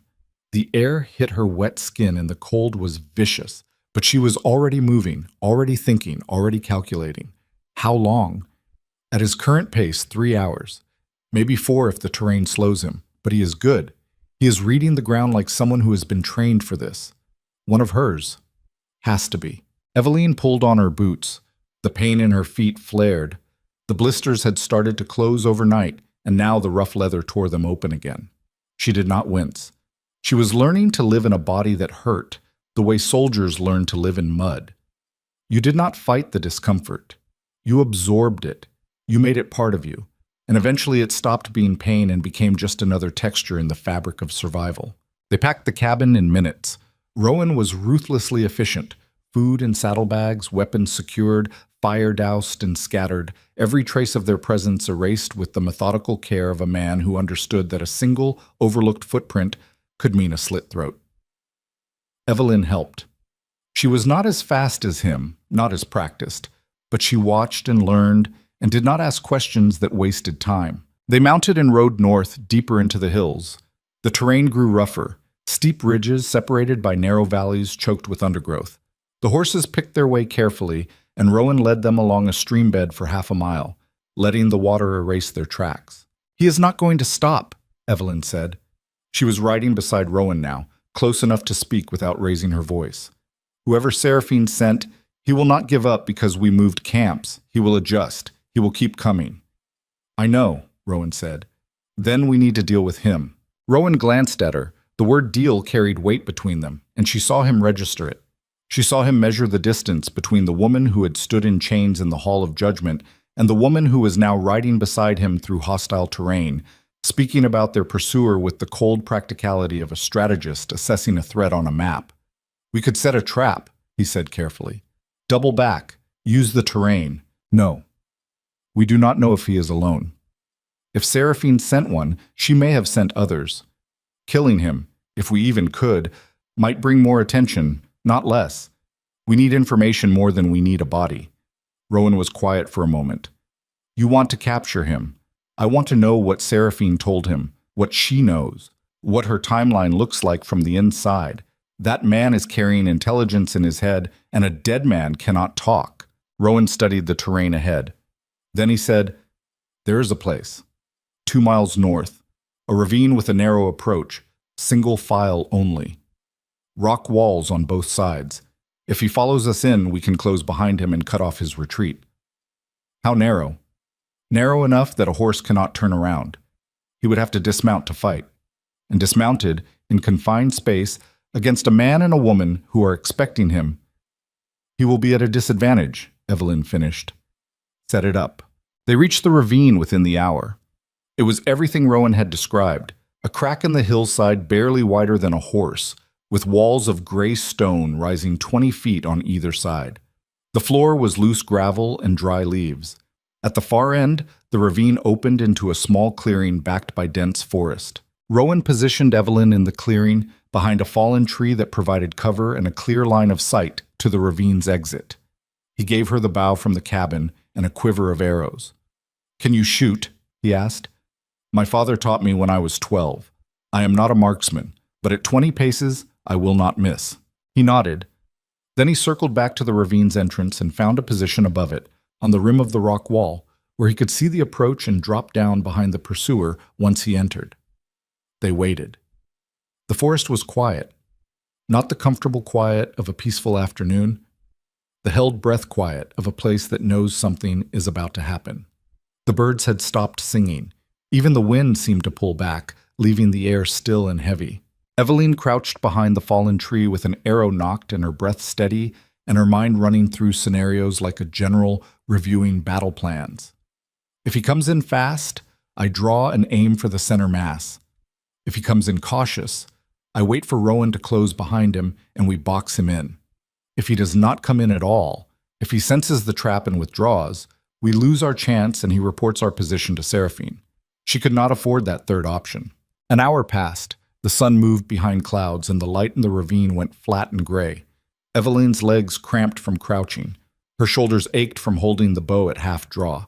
She adjusted her position and felt the blisters on her feet scream and ignored them. Then she heard it. Hoofbeats. Slow. Deliberate. A single horse picking its way up the stream bed toward the ravine's entrance. The sound stopped. Silence. Then footsteps. Lighter now, a man on foot leading his horse, moving with the caution of someone who understood that narrow spaces were dangerous. Evelyn's grip tightened on the bow. Her breath went shallow. She could feel her heartbeat in her fingertips, in her jaw, in the hollow at the base of her throat. The mouth of the ravine darkened. A shape appeared, narrow, controlled, moving with an economy of motion that spoke of training and experience. The man was not tall, but he carried himself with the compressed energy of a coiled spring. Pale eyes scanned the ravine walls, the floor, the shadows. He had left his horse at the entrance. Smart, A horse in a tight space was a liability. He moved deeper into the ravine. 10 paces. 15. His right hand rested on the hilt of his knife. His left hand trailed along the rock wall, feeling for vibrations, for anything that might signal an ambush. At 20 paces from the clearing, he stopped. Evelyn held her breath. The man stood motionless. His pale eyes swept the clearing ahead, the fallen tree, the forest beyond, the ground, reading it the way Rowan read it, looking for signs, for the too neat arrangement of natural cover, for the absence of bird sound, for the things that were wrong about this place. He knows, Evelyn thought. He can feel it. The man took one step backward. Now, Rowan dropped from the rim of the ravine wall like a stone. He landed behind Aldrich, and in the same motion swept the man's legs from under him. Aldrich hit the gravel hard, but he was already rolling, already pulling his knife, moving with reflexes that were not learned but burned into muscle and bone by years of this exact kind of work. Rowan caught his knife hand. They grappled on the ravine floor. Two men of roughly equal skill and very different builds. Rowan larger and stronger, Aldrich faster and meaner. The knife flashed between them. Aldrich twisted like an animal in a snare and got the blade free and slashed at Rowan's face, missing by an inch, the steel whistling past his cheekbone close enough to shave skin. Evelyn stepped out from behind the fallen tree. She drew the bow to full extension, 20 paces. "Stop," she said. Her voice echoed off the ravine walls. Clear, flat. The voice of a woman who would release the arrow and not lose sleep over it. Aldrich froze. His pale eyes found her. The bow. The arrow. The steady hands that were not shaking. Rowan used the hesitation. He drove his knee into Aldrich's stomach, knocked the knife away, and pinned the smaller man face down in the gravel with his arm bent behind his back at an angle that was 2 degrees from dislocation. "Move and I break it," Rowan said. He was breathing hard. Blood ran from a cut on his forearm where Aldrich's knife had connected during the grapple. Not deep, but bleeding freely. Aldrich lay still. His cheek was pressed against the gravel, and his pale eyes stared up at Evelyn with an expression that was not fear. It was assessment. The look of a man calculating odds even with his face in the dirt and his arm about to snap. Evelyn lowered the bow, but kept the arrow nocked. She walked forward until she stood over him. "What is your name?" she said. Silence. Rowan applied pressure to the arm. Aldrich's breath hissed between his teeth, but he did not cry out. "She asked you a question," Rowan said. "You already know who sent me," Aldrich said. His voice was dry, flat. The voice of a man who viewed words as tools and did not waste them on decoration. "My name does not change anything. It changes whether I let the captain break your arm before we start or after," Evelyn said. Aldrich's pale eyes flickered. Something moved in them. Not fear, not respect, but a recalculation. He had been briefed on Evelyn Ashford, the disgraced queen, the frightened woman in chains. What he was looking at now did not match the briefing. "Vane," he said.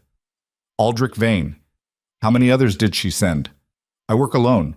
She does not trust a single operative with something this important. How many?" Aldrich said nothing for a moment. Then the corner of his mouth twitched. Not a smile. Something colder. Something that acknowledged the quality of the question even as it resisted the answer. "2 others," he said, "covering the eastern and western routes. She assumed you would run for the border. I was the one who guessed you would go north." "Why north?" "Because you are not running. You are positioning. I told her that, but she did not want to hear it. She sees you as a problem to be eliminated. I see you as something more interesting." "And what is that?" "A threat." Rowan looked at Evelyn. She met his eyes and shook her head slightly. "Not done." She crouched until her face was level with Aldrich's. This close, she could see the details. The network of fine scars on his hands, the way his pupils contracted even in the gray light, the controlled rhythm of his breathing. A professional. A man who had made violence into a craft and practiced it the way a musician practices scales. "The coronation," she said. "What is the plan?" Aldrich's expression did not change. "What coronation?" Rowan twisted the arm. This time Aldrich could not suppress the sound, a sharp, involuntary grunt that bounced off the ravine walls. We know about the assault, Evelyn said. We know the rebels are being used as a distraction. We know what happens to the king during the ceremony. What I need from you are the specifics, the mechanism, the timing, the name of the person Seraphine calls the Silent Hand. Something shifted in Aldrich's face. Subtle. A tightening around the eyes. A change in the quality of his stillness. From the stillness of control to the stillness of a man who has just heard something he did not expect. You know about the Silent Hand, he said. I know about everything, Evelyn said, and the lie was smooth and cold and delivered with the absolute conviction of a woman who had learned, in the crucible of the last 4 days, that certainty was a performance and the audience was always watching. What I am offering you is a chance to be on the right side when it all collapses. Because it will collapse, Aldrich. Seraphine's machine has a flaw, and the flaw is that she trusts nobody, which means nobody trusts her, which means the moment a pressure is applied to any single point in her network, the entire structure comes apart. Aldrich stared at her. His pale eyes were unreadable, but his breathing had changed. Faster, shallower. The breathing of a man whose calculations were being revised in real time. And if I talk, he said, what guarantee do I have? None, Evelyn said. 0. I am a fugitive. I have no army, no title, no power. I cannot promise you safety or immunity or a comfortable retirement. What I can promise you is that Seraphine loses. One way or another, with your help or without it, that woman falls. The only variable is whether you fall with her. Silence. The ravine. The gray sky. The 2 men on the ground and the woman crouching above them with an arrow in her hand and a voice like the edge of a blade. Aldrich closed his eyes. When he opened them, something had shifted. Not loyalty, not trust. Something more pragmatic. The cold, clean calculation of a man who had spent his life serving power and who could smell when power was about to change hands. The Silent Hand, he said, is not a person. Evelyn frowned. It is a position, a role. Seraphine rotates the assignment. 3 operatives. Each one handles specific tasks, then they are reassigned or eliminated to prevent anyone from accumulating too much knowledge. I was the Silent Hand for 4 months last year. I handled... He paused, and for the first time, something that might have been discomfort crossed his face. Lord Ashworth. Evelyn's stomach dropped. The world tilted, righted itself, tilted again. She heard the words and understood them and felt them land in her chest like stones. You killed him, she said. I administered a compound that mimics the symptoms of respiratory fever. He was dead within 6 hours. He believed he was ill. He did not know. Rowan's grip on Aldrich's arm tightened involuntarily, and Evelyn saw the tendons in his forearm stand out like cables. She saw the rage in his eyes, raw, scorching, the kind of anger that wanted to express itself through broken bones. She touched Rowan's shoulder. He looked at her. She shook her head. Not now. The coronation, she said to Aldrich. Her voice was steady. Her hands were steady. Inside her chest, something was screaming, but she locked it away the way she had locked away the pain in her feet and the grief in her heart and every other thing that would slow her down. The coronation. Tell me. Aldrich talked. He talked for 20 minutes, lying face down in the gravel with Rowan's knee in his back. And every word he spoke was another brick in the wall of understanding that Evelyn was building inside her mind. The coronation ceremony would begin at noon on the 6th day. The rebel assault on the capital's outer gates would start at the same time, coordinated to the minute. The city guard and the bulk of the military would be pulled to the walls to defend against the attack, leaving the inner palace guarded by a skeleton force. Of that skeleton force, 7 of the 12 officers had been placed by Seraphine and answered to her directly. The king would be killed during the ceremonial procession from the throne room to the coronation balcony. The route passed through the Gallery of Kings, a long, narrow corridor lined with portraits of past monarchs. There would be a moment, precisely calculated, when the king and Seraphine would be separated from the main procession by the length of the gallery. The current Silent Hand, Aldrich did not know who held the position now, would be positioned in the gallery, disguised as palace staff. The method was poison, a needle coated with the same compound used on Ashworth, concealed in a ceremonial bouquet that would be handed to the king during the procession. The needle would pierce his palm. He would feel a sting. Within 2 hours, the respiratory symptoms would begin. Within 6 hours, he would be dead. A tragic illness, a kingdom in mourning, a coronation that became a funeral, and a newly crowned queen who would graciously accept the burden of sole rule. Eveline listened to all of it. She absorbed it the way the earth absorbs rain, silently, deeply, completely. And when Aldrich finished, she stood up and walked to the far end of the ravine and pressed both hands against the cold stone wall and breathed. In, out, in, out. She thought about Lord Ashworth, a kind man with gentle hands who had helped her navigate the first terrifying months of her marriage. Dead now. Murdered by the man lying in the gravel behind her. Murdered by a compound that let him believe he was simply sick, that robbed him of even the dignity of knowing he was being killed. She thought about Cedric. Foolish, stubborn, weak Cedric, who had thrown her away for a woman who was planning to murder him with a needle hidden in flowers. He did not deserve what was coming. No one deserved that. To be killed by the person sleeping in your bed, whispering love into your ear while measuring the dosage that would stop your heart. She thought about what Aldrich had told her, and she realized that the plan she and Rowan had built over the last 3 days, the plan to infiltrate the palace, find the ledger, expose Seraphine at the coronation, was insufficient. The ledger alone would not stop a poisoned needle. Documents could be argued over, disputed, delayed. But a needle in a bouquet operated on a different timeline. It operated on skin contact and biochemistry and the 6-hour countdown of a respiratory collapse. By the time any court proceeding reached a verdict, the king would be dead and Seraphine would be wearing the crown, and the ledger would be evidence in a case that no longer mattered. They needed more than proof. They needed to stop the ceremony itself. Eveline turned back. Rowan had hauled Aldrich to a sitting position against the ravine wall. The smaller man sat with his wrists tied and his pale eyes tracking Eveline with the focused attention of someone who understood that his survival depended on the decisions this woman made in the next few minutes. "The ledger is not enough," Eveline said. Rowan looked at her. "If we present the ledger at the coronation, Seraphine activates the contingency. The silent hand strikes before we can stop it. The king dies during the chaos. Seraphine claims I attacked the ceremony to seize power. The ledger becomes contested evidence in a trial she controls. Then what do you suggest? We need to split our approach. Someone goes for the ledger. Someone else identifies and neutralizes the silent hand before the procession reaches the Gallery of Kings. And someone needs to reach Cedric directly and warn him, not through intermediaries, not through notes or messages, face to face, before the ceremony begins." Rowan's face tightened. "That is 3 objectives. We have 2 people." "We have 3, Eveline said. She looked at Aldrich. Rowan stared at her. His mouth opened, closed, opened again. "You cannot be serious. This man is an assassin. He killed Ashworth. He was sent here to kill you, and you want to bring him into the operation." Eveline crouched in front of Aldrich.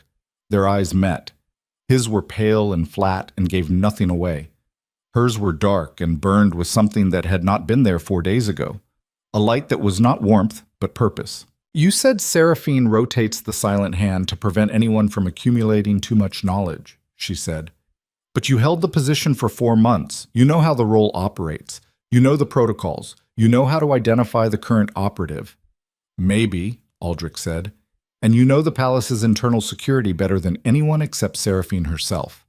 You know where the blind spots are, where the guards can be bypassed, where a person can move without being seen. Get to the point. Help us.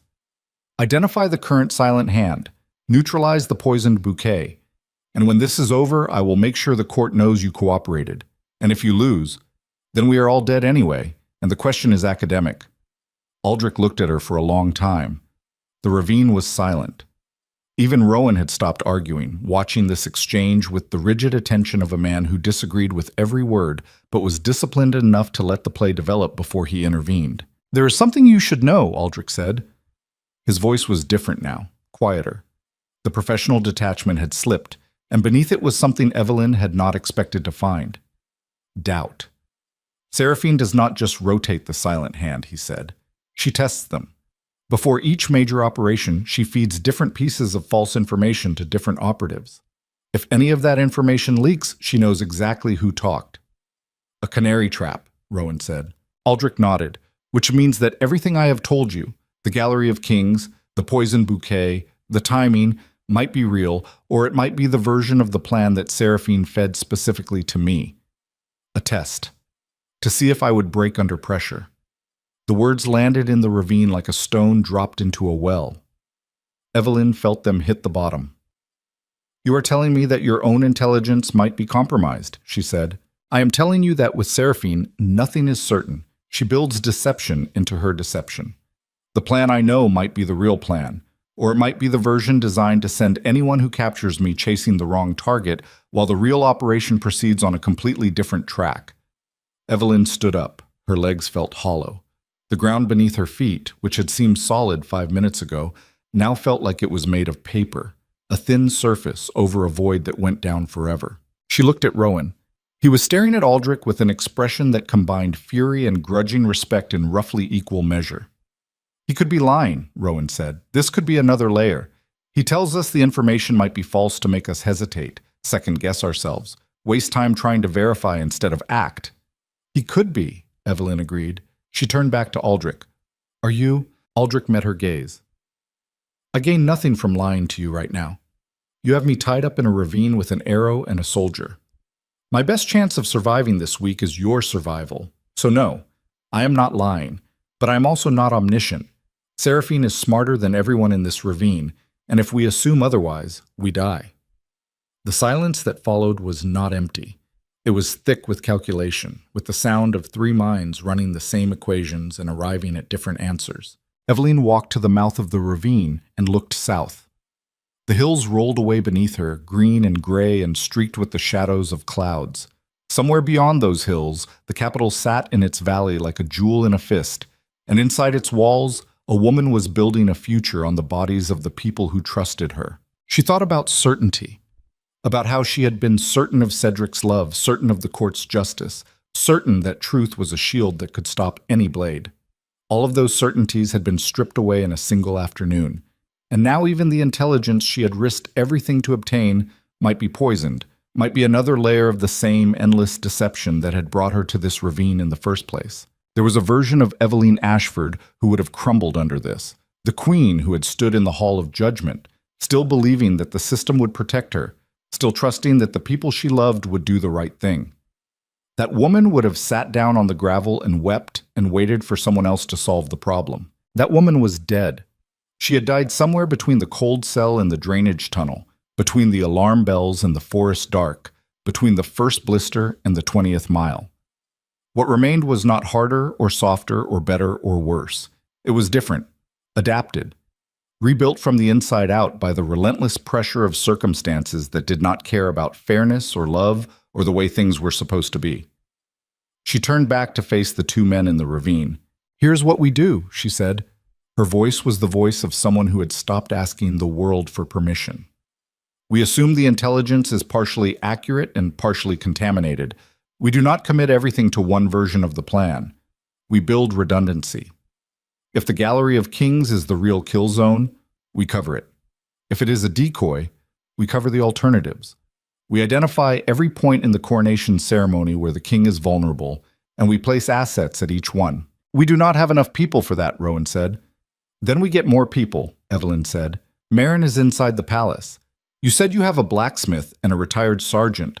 How many people can they mobilize? The blacksmith has 2 apprentices who are loyal. The sergeant can bring maybe 4 former soldiers who were dismissed when Seraphine reorganized the command structure. Men with grudges and nothing to lose. That is 9, including us and Aldrich. Spread across 4 or 5 positions inside the palace during the coronation. It is thin. It is dangerous. It is all we have." Rowan looked at her. He was quiet for a long moment. Then he said something she did not expect. "You have changed."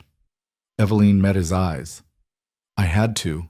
He nodded, slow, like a man acknowledging something he had seen coming but hoped he was wrong about. The acceptance in his face was tinged with something that might have been sadness, or might have been the recognition that the woman he had helped escape 4 nights ago no longer existed in quite the same form. "All right," he said. 9 people against an entire palace security apparatus, incomplete intelligence, a ticking clock. And if we fail, the king dies. Seraphine wins. and we are all executed for treason. When you put it like that, it sounds almost fair, Evelyn said. Rowan stared at her for a beat. Then the scar at the corner of his mouth twitched, and he shook his head, and something passed between them that was not humor exactly, but lived in the same territory. The bleak, boneless acknowledgement that the situation was absurd, and the only sane response was to keep moving anyway. They cut Aldrich loose. He stood slowly, rubbing his wrists where the rope had bitten, and looked at Evelyn with those pale, unreadable eyes. She held out his knife, handle first. He took it, slid it back into the sheath at his belt with the smooth, practiced motion of a man returning a limb to its socket. "If you betray us," she said, "I will not send Rowan after you. I will come myself." Aldrich studied her face. Then he nodded once, a small, precise movement that said more about his assessment of her capabilities than any words could have. They left the ravine together. 3 people on 2 horses riding south through the hills, back toward the capital they had fled 4 days ago. The sky was heavy with clouds that promised rain, and the wind had shifted, blowing from the north now, cold and sharp, and carrying the smell of pine and stone and the distant metallic hint of winter. Evelyn rode in silence. She was thinking about Cedric, about the passage Aldrich had described, the Gallery of Kings, where portraits of past monarchs lined the walls, and the light fell through stained glass in patterns of red and gold. She had walked that gallery 100 times. She had stopped before those portraits and wondered about the women who stood behind those painted kings, the queens who were not depicted, whose stories were not told, whose contributions were folded into the legends of the men they married and then forgotten. She had been one of those women, a footnote, an accessory, a face beside the throne that people glanced at and forgot. Not anymore. The hills gave way to flat land. The river appeared again, wider now, moving south toward the capital with the steady purpose of water that knows exactly where it is going. They followed it at a distance, staying in the tree line, moving faster now because the clock was ticking and every hour brought them closer to a ceremony that would end in either revelation or assassination. By late afternoon, they had reached a farmstead on the outskirts of the northern settlements. A cluster of stone buildings surrounding a muddy yard where chickens scratched and a dog barked once, then fell silent when it recognized Rowan's scent on the wind. This was the retired sergeant's home, a man named Gareth Hull, who had served the Outriders for 22 years before Seraphine's reorganization had put him out with nothing but a horse, a pension, and a fury he nursed like a wound that would not close. Gareth met them in the yard. He was 60, gray-bearded, built like a barrel with arms like ship timber. He looked at Rowan. He looked at Evelyn. He looked at Aldrich Vane with the specific expression of a man who recognizes a killer on sight. "You brought me a spy," Gareth said to Rowan. "He is cooperating. Cooperating rats are still rats." Aldrich said nothing. His pale eyes swept the farmstead with professional interest. Exits, sight lines, defensive positions, old habits. Gareth led them inside. The farmhouse was warm and smelled of bread and iron. A fire burned in a hearth large enough to stand in. 4 men sat around a table, hard-faced, quiet, the kind of men who had seen enough of the world to know that it rarely improved and yet kept showing up anyway. "These are the men I told you about," Gareth said to Rowan. "Dismissed from service, good soldiers, loyal to the crown, if not to the fool wearing it." One of the men, younger than the others, with a broken nose that had healed crooked, looked at Evelyn and stood up from the table. "Your Majesty," he said. "That title has been taken from me," Evelyn said. "Titles are given by courts," the young man said. "Respect is given by people. I know which one matters more." Evelyn felt something catch in her throat. She swallowed it. There would be time for gratitude later, or there would not be time for anything, and gratitude would be irrelevant. She spent the next 2 hours laying out the plan. All of it. The ledger, the coronation, the assassination, the possibility that their intelligence was contaminated. She held nothing back, because these men were being asked to risk their lives, and they deserved to know exactly what they were walking into. When she finished, the room was quiet. The fire crackled. The dog outside had fallen asleep, and its snoring drifted through the window like the breathing of the world itself. Gareth spoke first. "You are asking us to infiltrate the most secure building in the kingdom during its highest security event with 9 people, on intelligence that might be a trap." "Yes," Evelyn said. Against a woman who has outmaneuvered the king, the court, and the entire military command. Yes, with no guarantee of survival, none. Gareth looked at his men. They looked back. Something passed between them. The silent communication of soldiers who had served together long enough to negotiate entire conversations with eyebrows and jaw tension. The young man with the broken nose spoke. I was dismissed because I questioned why our command structure was being gutted. I lost my rank, my income, and my name. I've been waiting for someone to give me a reason to stop being angry and start being useful. You just gave me one.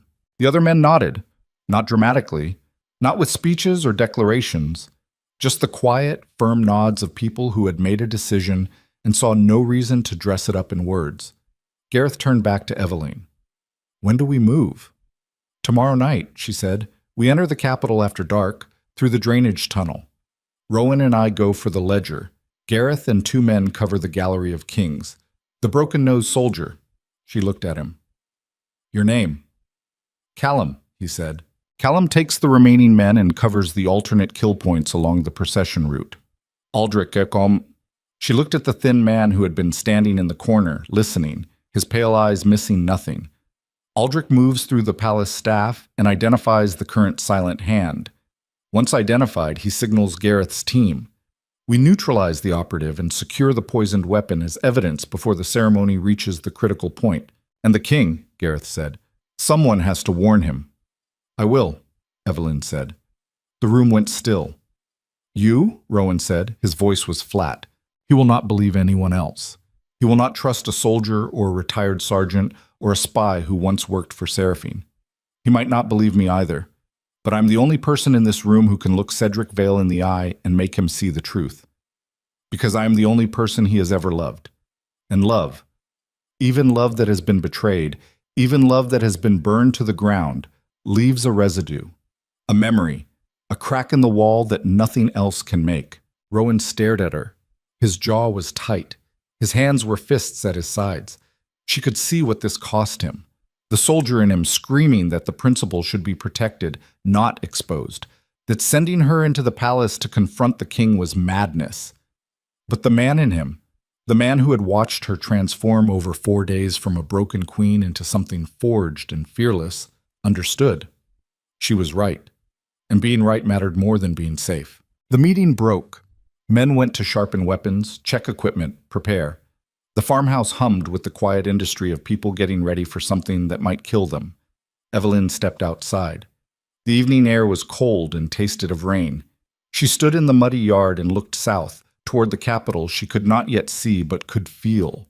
A gravity, a pull, the weight of unfinished business drawing her back to the place where everything had been taken from her. Tomorrow night she would walk back into the palace. She would face the man who had condemned her. She would carry a truth that could save his life or end hers. And she would do it not because she forgave him, not because she loved him, not because the crown mattered. She would do it because somewhere in the wreckage of who she used to be, she had found someone new. Someone who understood that the world was not divided into the strong and the weak, the powerful and the powerless. The world was divided into the people who adapted when everything fell apart and the people who did not. And Eveline Ashford had adapted. The rain began to fall, soft at first, then harder, drumming against the stone buildings and turning the yard into a mirror that reflected nothing but gray sky and the dark shapes of people preparing for war. Eveline stood in the rain and let it soak through her borrowed clothes and run down her face like the tears she had stopped allowing herself to shed. And when Rowan came to the door and called her name, she turned toward him with water streaming from her hair and mud on her boots, and the look of a woman who had crossed a border that did not appear on any map. The border between the person the world made you and the person you made yourself. There was no going back. And 60 miles south, in the palace, Lady Seraphine Devereaux opened a message that had just arrived by courier hawk. She read it once. She read it twice. Then she held the paper over a candle flame and watched it curl and blacken and disappear. The message was from Aldrich Vane. It said, captured, broke under interrogation, gave them the Gallery of Kings scenario.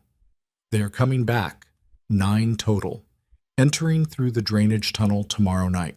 Seraphine set down the charred remains of the message. She picked up her pen and began to write new orders for the 12 officers who guarded the inner palace. Then she paused. She smiled. And the smile was the worst thing about her. Not because it was cruel, but because it was genuine. The pure, unguarded smile of a woman who had just been handed exactly what she needed. She knew they were coming. She knew how many. She knew the route. And in a farmhouse 60 miles north, Evelyn Ashford was sharpening a borrowed sword and trusting a man whose pale eyes had already betrayed her. The drainage tunnel was darker than Evelyn remembered. Not darker in a literal sense.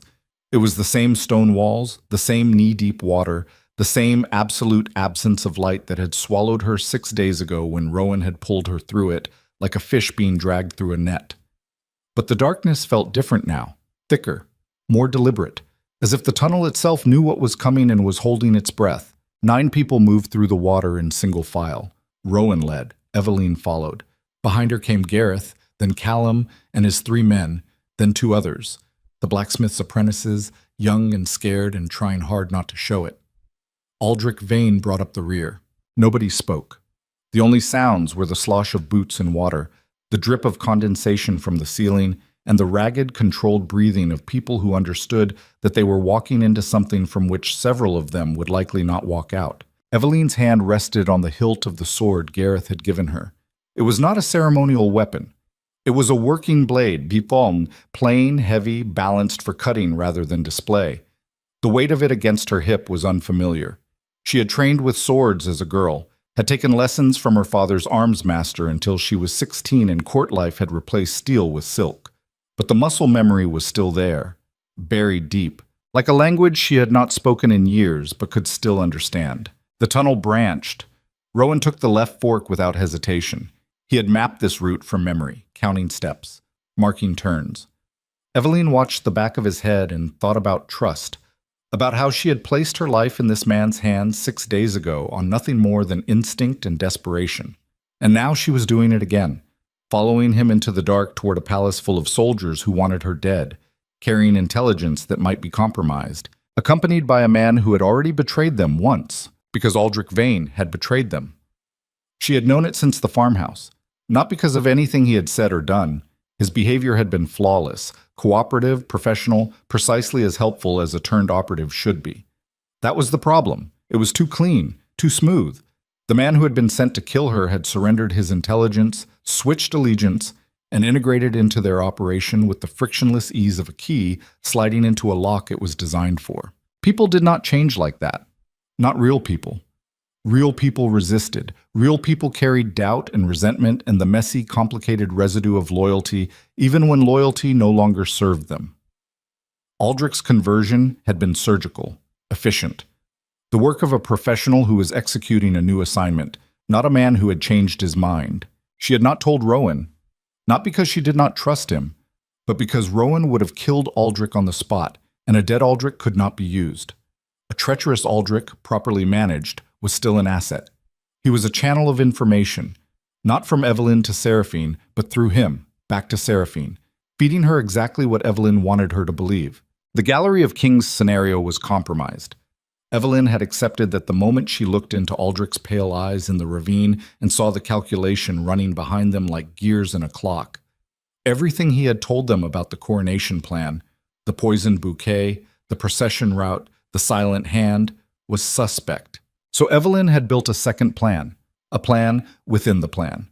One she had shared with no one except Marin through a message delivered by Gareth's fastest rider 2 days ago. A plan that did not depend on Aldrich's intelligence or Seraphine's expectations or the assumption that any single piece of information could be trusted. The plan was simple. Brutally, terrifyingly simple. Walk into the coronation, stand before the entire court, and tell the truth. Not with a ledger, not with documents or witnesses, or any of the apparatus of legal proceedings that could be manipulated, forged, contested, or delayed. Just a woman standing in a hall, speaking words that could not be unsaid, forcing every person in the room to choose between the comfortable lie they had been living and the ugly truth they could no longer pretend not to see. It was insane. Rowan would have told her so. Gareth would have told her so. Every tactical bone in Aldrich's body would have screamed that it was suicide. You did not defeat a conspiracy by walking unarmed into its center of power and talking. Except that was exactly what Seraphine would never expect. She had planned for infiltrators, for sabotage, for armed resistance, for every threat that operated within the framework of force and subterfuge that she understood. What she had not planned for, what she could not plan for, was a woman who had already lost everything and therefore had nothing left that could be taken. That was the thing about being stripped of everything. It was supposed to make you weak. It was supposed to reduce you to nothing, to zero, to a blank space where a person used to be. But zero was not empty. Zero was the foundation, the starting point, the place from which everything else was built. And a person standing on zero, with nothing beneath them and nothing to lose, was the most dangerous thing in any room, because they could not be threatened, could not be bribed, could not be leveraged. They could only be heard. The tunnel ended. They emerged into the cellar beneath the kitchens. Same barrels, same sacks of grain, same low ceiling that forced Rowan to duck. Eveline's boots squelched on the stone floor, and the air smelled of flour and smoke and the faint, sweet rot of stored apples. Rowan held up a hand. Everyone stopped. He pressed his ear to the door that led up to the kitchen corridors and listened. Seconds stretched. Eveline counted her own heartbeats. 12, 13, 14. Rowan turned. His face was a mask of controlled tension. Guards, he mouthed. 2. On the kitchen landing. That was wrong. There should not have been guards in the kitchen level during a coronation. The security plan Aldrich had described placed all interior forces on the upper floors and the procession route. Guards in the kitchen meant the deployment had been altered, which meant Seraphine knew. Eveline looked at Aldrich. He stood at the back of the group, his pale eyes catching the faint light from a ventilation grate above. His expression was neutral. His hands were at his sides. He showed nothing. She looked away. Not yet. Not here. She touched Rowan's arm and pointed upward toward the ventilation grate.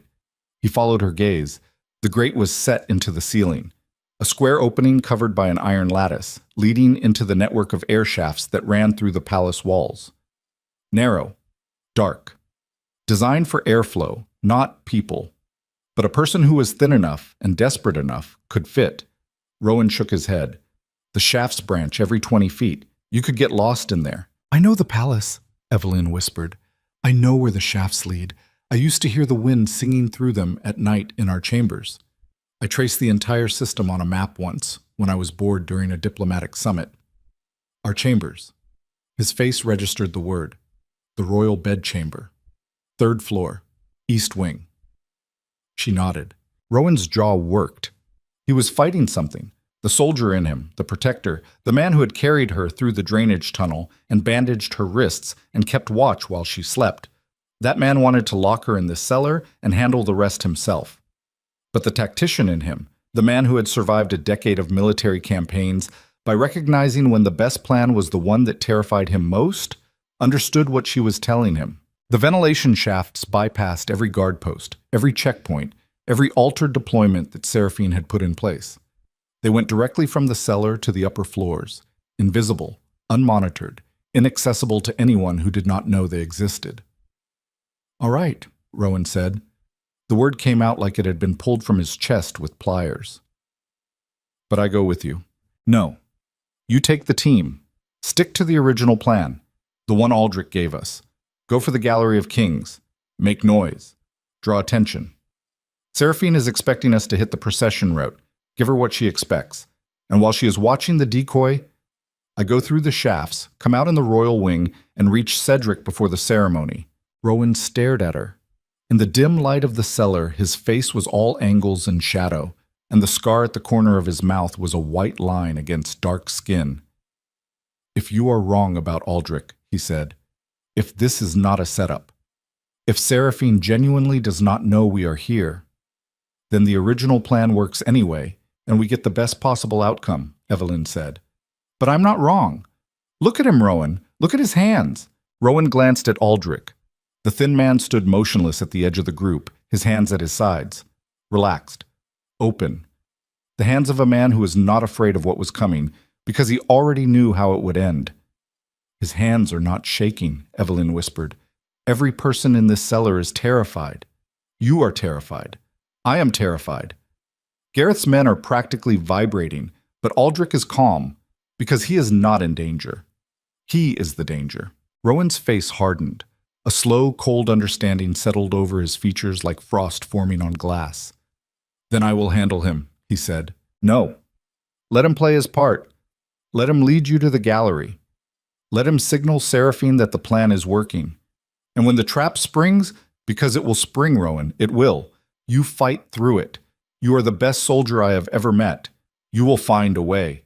And while every guard in the palace is rushing to contain your team, I will be in the royal chambers with Cedric, and the coronation will be stopped, and Seraphine's entire timeline will collapse." Rowan was quiet for a long time. The cellar dripped. The guards above shifted, their boots scraping against stone. "You are asking me to walk into an ambush," he said, knowingly. "I am asking you to be the hammer while I am the blade," she said.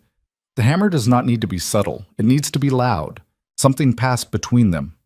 Not a look. Something deeper.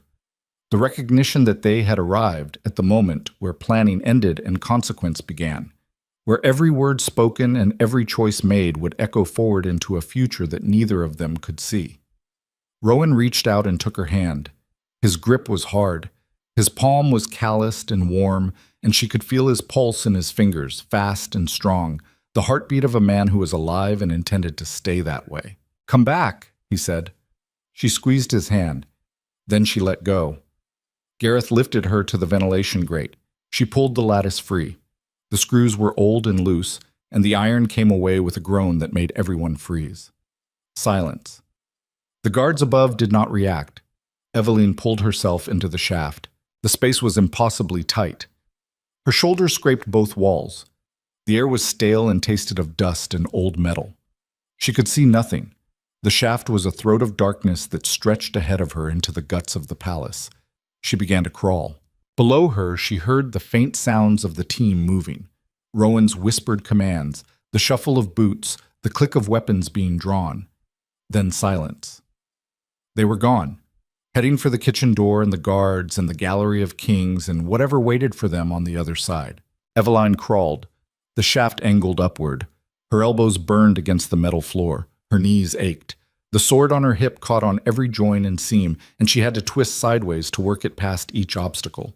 Sweat ran down her face and dripped from her chin, and she could hear her own breathing, amplified by the metal walls, into something that sounded like an animal panting in a cage. She passed the first junction, left for the west wing, right for the east. She went right. The shaft narrowed. Impossible, she thought. It cannot get narrower. And she had to exhale completely and pull herself forward with her fingertips. Her chest compressed against the floor, her spine pressed against the ceiling, moving like a snake through a pipe that was not designed for anything with bones. The palace was above her. She could hear it through the shaft walls. Muffled sounds, distorted by metal and stone, but recognizable. Footsteps. Voices. The hum of hundreds of people gathered in one place, the vibration of ceremony and anticipation that filled the building like a low electrical charge. The coronation was beginning. She moved faster. The shaft leveled out and she could crawl properly now, hands and knees, moving with a rhythm that was almost automatic. Left hand, right knee, right hand, left knee. The metal beneath her was warm from the heated air rising from the floors below, and she could feel the pulse of the palace through it, the building's heartbeat, a vertical section. She braced herself against the walls and climbed, her boots finding purchase on rivets and seams, her arms screaming with the effort. 10 feet, 15, 20. The shaft opened into a horizontal run and she pulled herself onto it and lay flat for 5 seconds, gasping, her muscles trembling, her fingers numb. Then she heard it.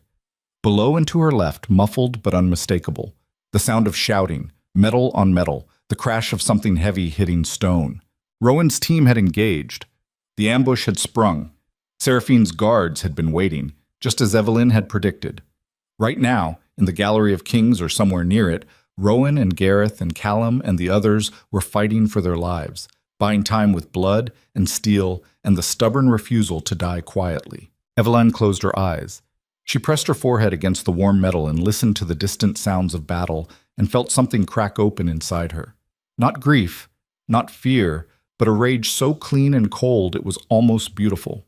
A rage that did not scream or thrash, but simply burned, steady and white, like a star that has been dying for 1,000,000 years and refuses to go dark.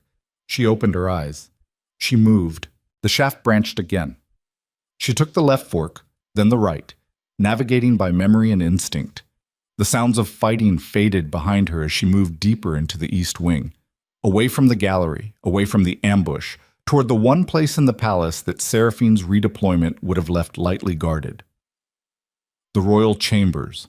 Because why would you guard the king's bedroom during a coronation? The king would be in the throne room, surrounded by his court.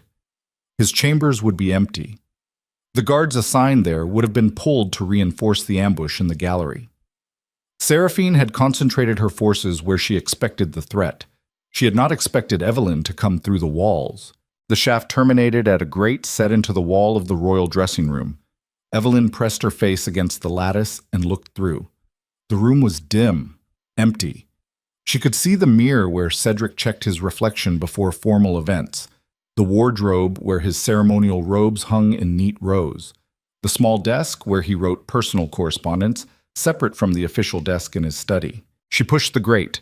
It resisted. She pushed harder, bracing her feet against the opposite wall of the shaft and driving forward with her legs. The grate popped free and clattered onto the tile floor, and the sound was enormous in the silence of the empty room, and Evelyn froze, half in and half out of the wall, waiting for footsteps, for shouts, for the point of a sword. Nothing. She dropped into the dressing room. Her legs nearly gave out. The muscles in her thighs were shaking from the climb, and her arms felt like they were filled with sand. She steadied herself against the wall and breathed and waited for the trembling to subside. The dressing room connected to the royal bedchamber through an arched doorway. Evelyn moved through it and into the room she had shared with Cedric for 3 years. The bed, the curtains, the balcony doors that opened onto a view of the city. Everything was the same, and everything was different. The way a childhood home looks different when you return as an adult. The same objects in the same places, but seen now through eyes that have been changed by time and distance and the specific quality of loss that comes from knowing you can never go back. She did not linger. She crossed the bedchamber to the door that led to the corridor and pressed her ear against it. Silence. She opened the door a crack and looked out. The corridor was empty. The guards were gone. Pulled to the gallery, just as she had predicted. Evelyn stepped into the corridor and moved toward the throne room. The palace was a different place during a coronation. The halls were decorated with banners and garlands. Candles burned in every sconce, and the light was warm and golden and cast moving shadows on the walls. The air smelled of incense and hot wax, and the collective breath of hundreds of bodies packed into a confined space. She could hear the ceremony now, not muffled, clear. The voice of Lord Chancellor Voss, amplified by the acoustics of the throne room, reciting the formal words of the coronation ritual. The cadence was solemn, measured, the rhythm of ancient language designed to make the act of placing a crown on someone's head feel like the will of something larger than any single person. Evelyn reached the antechamber behind the throne room, a small room hung with tapestries used by monarchs as a staging area before formal appearances. The door to the throne room was closed, but through it she could hear everything. And now, Voss was saying, let the Lady Seraphine Devereux approach the throne. Evelyn's hand found the door handle. Cold metal, smooth. She gripped it and felt the contact travel up her arm and into her chest, where her heart was beating so hard she could see the pulse in her own wrists. She thought about what waited on the other side of this door. 1,000 people, the entire court, military commanders, merchant lords, the gallery packed with commoners who had come to watch history being made. And at the center of it all, 2 people, a king who had been deceived, and a woman who was about to complete the most audacious theft in the kingdom's history. She thought about what would happen when she opened this door. The gasps, the screams, the guards moving toward her, the chaos that would erupt the moment a condemned traitor appeared at a coronation. She would have seconds, maybe less, seconds to speak, to be heard, to plant the truth in the minds of 1,000 witnesses before she was dragged away or cut down. Every part of her body was telling her to stop. The animal brain, the survival instinct, the millions of years of evolution that had designed human beings to avoid walking toward danger, all of it was screaming at her to turn around, go back through the shafts, run into the forest, disappear into the frontier provinces, and live a small, safe, anonymous life. She listened to the screaming, she acknowledged it, she respected it, and then she opened the door. The throne room hit her like a wall of sound and light. Voices, music, the blaze of 1,000 candles reflected in gold and crystal and polished stone. The sea of faces, some she recognized, most she did not, all turned toward the center of the hall, where Lady Seraphine Devereux stood at the foot of the throne in a gown of ivory and gold, her dark hair crowned with a circlet of silver, her face arranged in an expression of humble gratitude that was so perfectly constructed it could have fooled the dead. Cedric stood beside the throne. He looked like a man who had not slept in days. His cheeks were hollow. His eyes were shadowed. The gold of his ceremonial robes made his skin look sallow, and his hands, hanging at his sides, trembled with a fine, constant vibration that he could not control. He looked old. He looked broken. He looked like a king in name only, a man whose power had been hollowed out from the inside until nothing remained but the shell. Voss held the crown. The actual crown, not the consort's circlet, but the monarch's crown, heavy with jewels and weighted with centuries. He was raising it toward Seraphine's head, his thin hands steady, his hatchet face composed. Evelyn stepped into the throne room. She walked, not ran, not charged. Walked. Steady, deliberate, each step placed with the precision of a woman who understood that speed would get her tackled and silence would get her ignored, but calm, measured authority, the authority she had spent 3 years learning to project from beside the throne, would buy her the seconds she needed. She walked down the center aisle of the throne room between the rows of seated nobles toward the throne.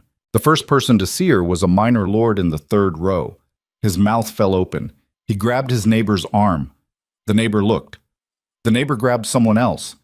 The recognition rippled through the crowd like a stone dropped in water, widening circles of shock and confusion spreading outward from the center aisle. Then someone screamed, and the room exploded. Voices, shouts, the scrape of chairs being pushed back, guards on the perimeter snapping to attention, hands on weapons, eyes searching for the source of the disruption. Voss froze with the crown suspended above Seraphine's head, his mouth open, his hatchet face cracked with an expression that was, for the first time, something other than composed. Evelyn kept walking. "Guards," Seraphine said. Her voice was sharp, controlled. But Evelyn could hear the fracture in it, the hairline crack of a woman who had anticipated every possible disruption except this one. "Seize her. Now." 2 guards moved from the perimeter. They were fast, professional, already converging on Evelyn's position with the practiced coordination of men who had drilled for exactly this kind of situation. Evelyn did not run. She did not fight. She stopped in the center of the aisle, 30 paces from the throne, and raised her voice. "I am Evelyn Ashford. I was your queen. I was condemned as a traitor on evidence that was forged by the woman who stands before you wearing my crown. And in the time it takes these guards to drag me out of this hall, I'm going to tell you the truth. Every word. And what you do with that truth is your burden to carry for the rest of your lives." The guards reached her. One grabbed her left arm. The other grabbed her right. She did not resist. She let them hold her. But she kept talking. "The letters that convicted me were forged. The witnesses who testified against me were coerced. Lord Matthias Crane lied under oath because Lady Seraphine threatened to destroy his family. The treasury clerk who confirmed the financial records was given the numbers by Seraphine's personal attendant. Every piece of evidence presented at my trial was manufactured by the woman who is about to be crowned your queen." "Silence her," Seraphine snapped. A guard clamped a hand over Evelyn's mouth. She bit down on his fingers, hard, without hesitation, with the animal ferocity of a creature that has been cornered too many times to care about dignity. The guard yelled and pulled his hand back, and in the half-second gap, she spoke again. Seraphine organized the Thornfield Rebellion. She funded the rebel commanders. She used intermediaries to supply weapons and information to the forces that burned the eastern provinces. The rebellion was never a genuine uprising. It was a tool, manufactured chaos designed to create the crisis she needed to frame me and seize the throne. The room was not silent anymore. It was the opposite of silent, a roar of voices, of arguments, of shock and denial, and the horrible, grinding sound of 1,000 people reassessing everything they thought they knew. "This is madness," Seraphine said. She turned to Cedric, who was standing beside the throne with his face the color of ash.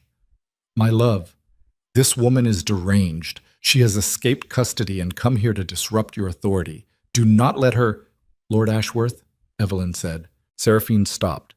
Lord Ashworth did not die of a fever. He was poisoned by the same operatives who served Seraphine. He was killed because he discovered what she was doing, because he was gathering evidence, because he was the one person in this palace who was close enough to the truth to be dangerous to her. That is a lie, Seraphine said, but her voice had changed. The control was still there, but beneath it, something was moving, something fast and dark, like a current beneath ice. And the crown? Eveline continued. Her voice was ragged now, her throat raw, the guard still gripping her arms hard enough to leave bruises. The coronation is not the end of Seraphine's plan. It is the beginning. Once she wears the crown, the king becomes unnecessary. Ask yourself, all of you, ask yourselves what happens to a king whose queen has already proven she can manufacture treason and topple anyone who stands in her way. Her eyes found Cedric's. She is going to kill you, Evelyn said. Not today, not tomorrow, but soon. Because you are the only person who can take back what she has stolen, and she does not leave loose ends. The throne room was a cauldron. Voices boiled over each other. Nobles were on their feet. Guards were looking at each other, looking at their officers, looking for someone to tell them what to do.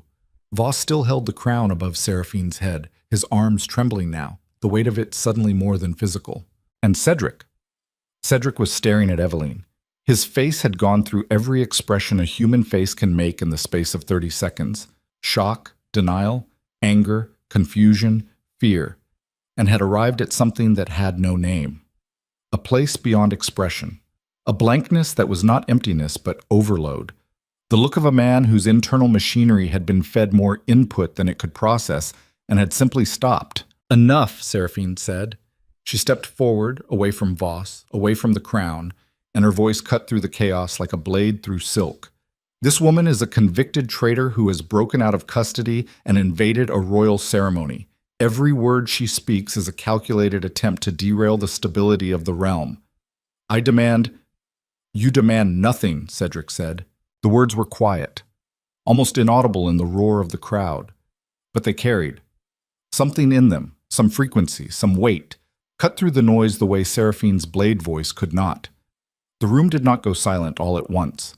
It stuttered into quiet, section by section, like a fire being smothered room by room. Cedric stepped forward. He looked at Evelyn, then he looked at Seraphine, then back at Eveline. His hands were still shaking, but his eyes had changed. The blankness was gone. In its place was something terrible and clear. The look of a man who was seeing, for the first time, the full shape of the cage he had built around himself. Is it true? He said to Seraphine, and his voice broke on the word true, cracked right down the middle like a bone under pressure, and the sound of it, that ragged, bleeding sound, filled the throne room with something more powerful than any speech Evelyn could have made. Doubt. Seraphine's composure held, her chin lifted. Her eyes burned with a cold, clean light that was almost admirable in its intensity. You cannot be serious, she said. You are going to listen to the ravings of a woman who— Is it true? Cedric repeated. He was not shouting. He was not commanding. He was asking. And the asking was worse than any accusation, because it meant the fortress of certainty that Seraphine had built inside his mind had developed a crack, and through that crack, light was pouring in. The doors at the far end of the throne room burst open. Rowan Blackwell staggered through them. He was bleeding, a gash above his left eye that painted half his face red, and his left arm hung at an angle that meant something was broken or dislocated. Behind him came Gareth, limping, his sword still drawn, and behind Gareth, dragged between two of Callum's men, was a figure in palace staff livery, a young woman with terrified eyes, and clutched in her white-knuckled fist a ceremonial bouquet with a single needle glinting at its center. Your Majesty, Rowan called out, his voice carrying despite the blood and the pain in the broken arm. This woman was found in the Gallery of Kings. She is carrying a poisoned needle concealed in the coronation bouquet. She has confessed to being placed there by Lady Seraphine Devereux, with orders to administer the poison during the procession. The throne room detonated. Not with sound this time, with movement. Nobles surging forward, guards drawing weapons, Seraphine's officers breaking from the perimeter, reaching for their swords, and being met by Gareth's men who formed a wall of steel between the conspirators and the throne. Seraphine looked at the bouquet. She looked at the terrified woman. She looked at Rowan, bleeding and broken and standing in her throne room like a monument to every miscalculation she had ever made. And then she looked at Cedric. What she saw in his face must have told her everything, because in that moment, that single crystallized instant, every layer of composure, every mask, every carefully constructed expression that Seraphine Devereaux had worn for months fell away. And what remained was not elegant, not beautiful, not calculated. It was furious. She moved, fast, faster than anyone expected. Her hand shot to her thigh, where a blade was strapped beneath the ivory gown, and the steel came out clean and bright, and she lunged. Not for Evelyn, not for Rowan, but for Cedric, for the king, for the man who had been useful to her and was now, in this final burning instant, the last obstacle between her and everything she had been promised by her own ambition. Cedric did not move. He stood frozen, his eyes locked on the blade, his body paralyzed by the sudden proximity of death from the hand of the woman he had trusted above all others. Rowan moved, broken arm and all. He threw himself forward, crossing the space between the door and the throne in 3 strides that cost him everything. She could see it in his face, the price of each step, the way his body screamed and he ignored it. And his good hand caught Seraphine's wrist. The blade stopped 6 inches from Cedric's chest. Seraphine twisted, fought. She was stronger than she looked, and the desperation of a cornered animal gave her a ferocity that caught Rowan off balance. They struggled. The blade swung wild. It caught Rowan across the ribs. Not deep, but enough to draw a line of red across his shirt, and he grunted and his grip slipped. Evelyn moved. The guards had released her when the chaos erupted. She was free. She was running, not toward safety, not away from the blade, toward it, toward the woman who had stolen her life and was now trying to end the life of the man she had once loved. She hit Seraphine from the side. The impact drove them both to the ground. The blade skittered across the marble floor. Evelyn landed on top, her knee in Seraphine's stomach, her hands pinning the other woman's wrists to the stone. Their faces were inches apart. Seraphine stared up at Evelyn. Her dark hair was torn from its pins. Her gown was ripped. The circlet had fallen from her head and lay cracked on the marble beside them. She was breathing hard, her chest heaving, her eyes wide and wild and full of something that Evelyn had seen only once before, in the hall of judgment, on the day of the trial, in the instant before the doors closed. Fear. "It is over," Evelyn said. Her voice was a whisper, just loud enough for Seraphine to hear. Every other sound in the room, the shouting, the clashing steel, the screaming, faded to nothing. There was only this: 2 women on a marble floor, one who had built an empire of lies, one who had survived the demolition. Seraphine's lips pulled back from her teeth. Her eyes were wet, not with tears, with rage. "You think you have won?" she hissed. "You think this changes anything? They will forget. They always forget. Give them a month, and they will rewrite this day into whatever story makes them comfortable. That is what power does. It rewrites. And you do not have the stomach for what comes next." Guards converged. Hands pulled Evelyn away. Other hands seized Seraphine and dragged her to her feet and held her while she thrashed and screamed and said things that the court would spend years trying to forget. Rowan was on the ground. Evelyn broke free and ran to him. He was lying on his side, his good hand pressed against the cut on his ribs, blood seeping between his fingers. His face was gray. "How bad?" she said. He looked up at her. His smoke-colored eyes were glassy with pain, but he was there, present, alive.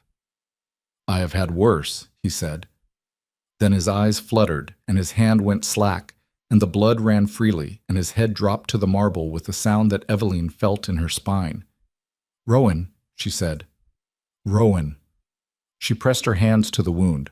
The blood was warm and slick and would not stop. "Someone get a physician!" she screamed, and her voice was not the voice of a queen or a fugitive or a strategist. It was the voice of a woman watching the one person who had believed in her bleed out on a marble floor while a kingdom tore itself apart around them. Rowan's eyes opened, half open. He looked at her, and through the pain and the blood and the chaos, something moved in his expression, something quiet, something that had been there since the night he walked into her cell with bread and water and the simple, impossible declaration that she was innocent. "You did it," he whispered. "Stay with me," she said. Her hands were red. Her borrowed clothes were soaked. The marble beneath them was a spreading lake of crimson. "Stay with me. That is an order." He almost smiled. The scar at the corner of his mouth twitched. "Since when," he breathed, "do you give me orders?"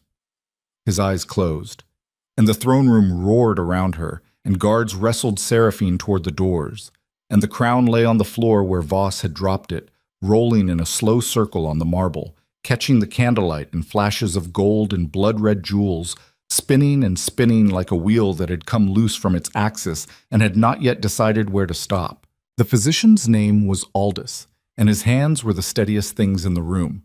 He worked on the marble floor of the throne room because moving Rowan would have killed him. That was what he said. Blunt, clinical, without the softening language that palace doctors usually employed when speaking near royalty. Moving him will kill him. "Bring me linen, boiled water, and a cauterizing iron, now."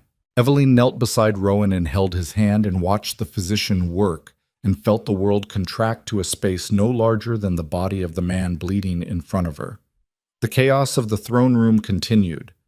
Guards shouting, nobles arguing, Seraphine screaming curses as she was dragged toward the palace cells.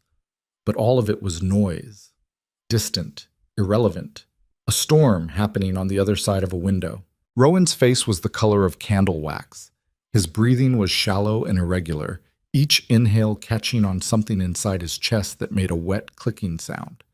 The cut across his ribs was not as long as Eveline had feared, but it was deep, and Aldous was working with a focus that told her the blade had found something it should not have found. "Is he going to live?" she asked. Aldous did not look up. "I do not know yet. Be quiet." She was quiet. She held Rowan's hand and watched the physician's steady fingers, and listened to the clicking in Rowan's chest and thought about nothing. Not the trial, not the coronation, not Seraphine or Cedric or the crown that was still lying on the marble floor somewhere behind her, abandoned, forgotten, a circle of gold that no one had bothered to pick up. Just this. Just the warmth of his hand in hers. Just the rise and fall of his chest. Just the fragile, stubborn persistence of a heartbeat that refused to stop. Aldous worked for 40 minutes. He stitched. He cauterized. He packed the wound with a poultice that smelled of herbs and something sharp and chemical. He wrapped linen around Rowan's torso, pulling it tight, his steady hands working with the precision of a man who had done this 1,000 times and still treated every wound like it mattered. When he finished, he sat back on his heels and wiped his hands on a cloth that came away red and looked at Eveline for the first time. "The blade nicked the pleural lining," he said. "I have sealed it. He will live if infection does not set in. The next 3 days will tell." Eveline closed her eyes. The relief hit her like a physical force, not gentle, not warm, but brutal, a fist of emotion that caught her in the solar plexus and left her gasping. "He needs to be moved to a proper bed," Aldous said, carefully. "No jostling." She nodded. She did not trust her voice. They carried Rowan on a makeshift stretcher. A door pulled from its hinges, padded with cloaks, through the corridors of the palace to the physician's quarters on the second floor. Eveline walked beside him the entire way, her hand on his shoulder, feeling his heartbeat through the layers of bandage and linen and borrowed cloth. They laid him on a bed, clean sheets, a real pillow. The room smelled of medicinal herbs and the faint, sharp sweetness of alcohol used for sterilizing instruments.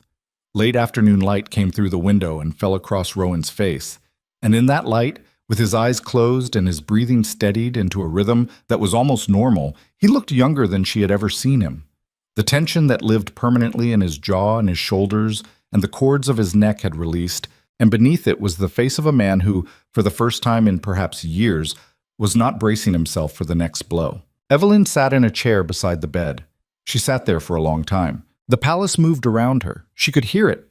Footsteps in corridors, the distant murmur of voices, the grinding machinery of an institution responding to crisis. Guards were being reassigned. Officers loyal to Seraphine were being identified and detained. The rebel forces at the gates, discovering that their benefactor had been exposed and their cause was collapsing, were surrendering in groups. The kingdom was doing what kingdoms do in the aftermath of upheaval. It was lurching, stumbling, reaching for stability with the blind, desperate grasping of a wounded animal trying to stand. A knock at the door. Soft, hesitant. Evelyn did not turn. "Come in," she said. The door opened. She heard the footsteps, heavy boots on stone, the tread of a large man moving carefully, as if the floor might break beneath him. Cedric stood in the doorway. He looked worse than he had in the throne room. The ceremonial robes were gone. He wore a simple shirt and trousers, and his hair was disheveled, and his eyes were red-rimmed and swollen in a way that could have been from crying or from the particular exhaustion that comes when a man's entire understanding of his life has been dismantled in the space of an afternoon. He did not enter the room. He stood at the threshold and looked at Evelyn's back, and then at the man on the bed, and then at the floor. "Evelyn," he said. She did not turn around. "I know you do not want to see me," he said. "No," she said, "I do not." Silence. The kind that settles between two people who once shared everything and now share only the memory of having shared everything, which is worse than sharing nothing at all. "Can I—" Cedric's voice caught. He started again. "Can I speak?" Evelyn was quiet for a moment. Then she said, "You are the king. You do not need my permission to speak." "I am not asking as the king," he said. "I am asking as—" He stopped. He could not finish the sentence because every possible ending, your husband, the man who loved you, the man you trusted, led to a place that was too honest to survive contact with what he had done. Evelyn turned. She looked at him. She did it slowly, deliberately, the way she had learned to look at things over the past week, without expectation, without hope, without the protective filters of love or loyalty or the desperate human need to see the best in the people who have hurt you most. She saw a man, not a king, not a villain, not the monster she had imagined during the worst nights in the cell and the cabin and the drainage tunnel.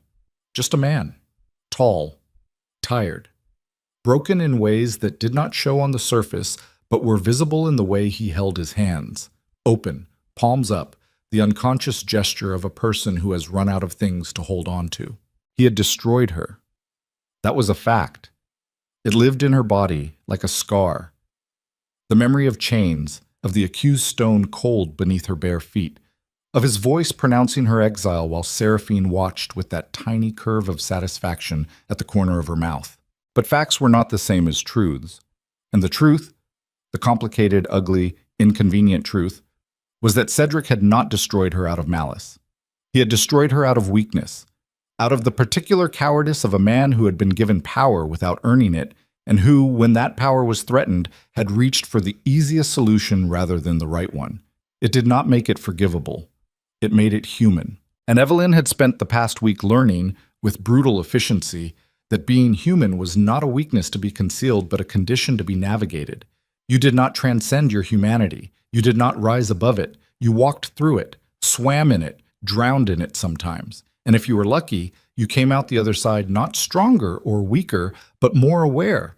Aware of your own capacity for both cruelty and kindness, for both cowardice and courage, and the terrifyingly narrow margin that separated one from the other. "Say what you came to say," Evelyn told him.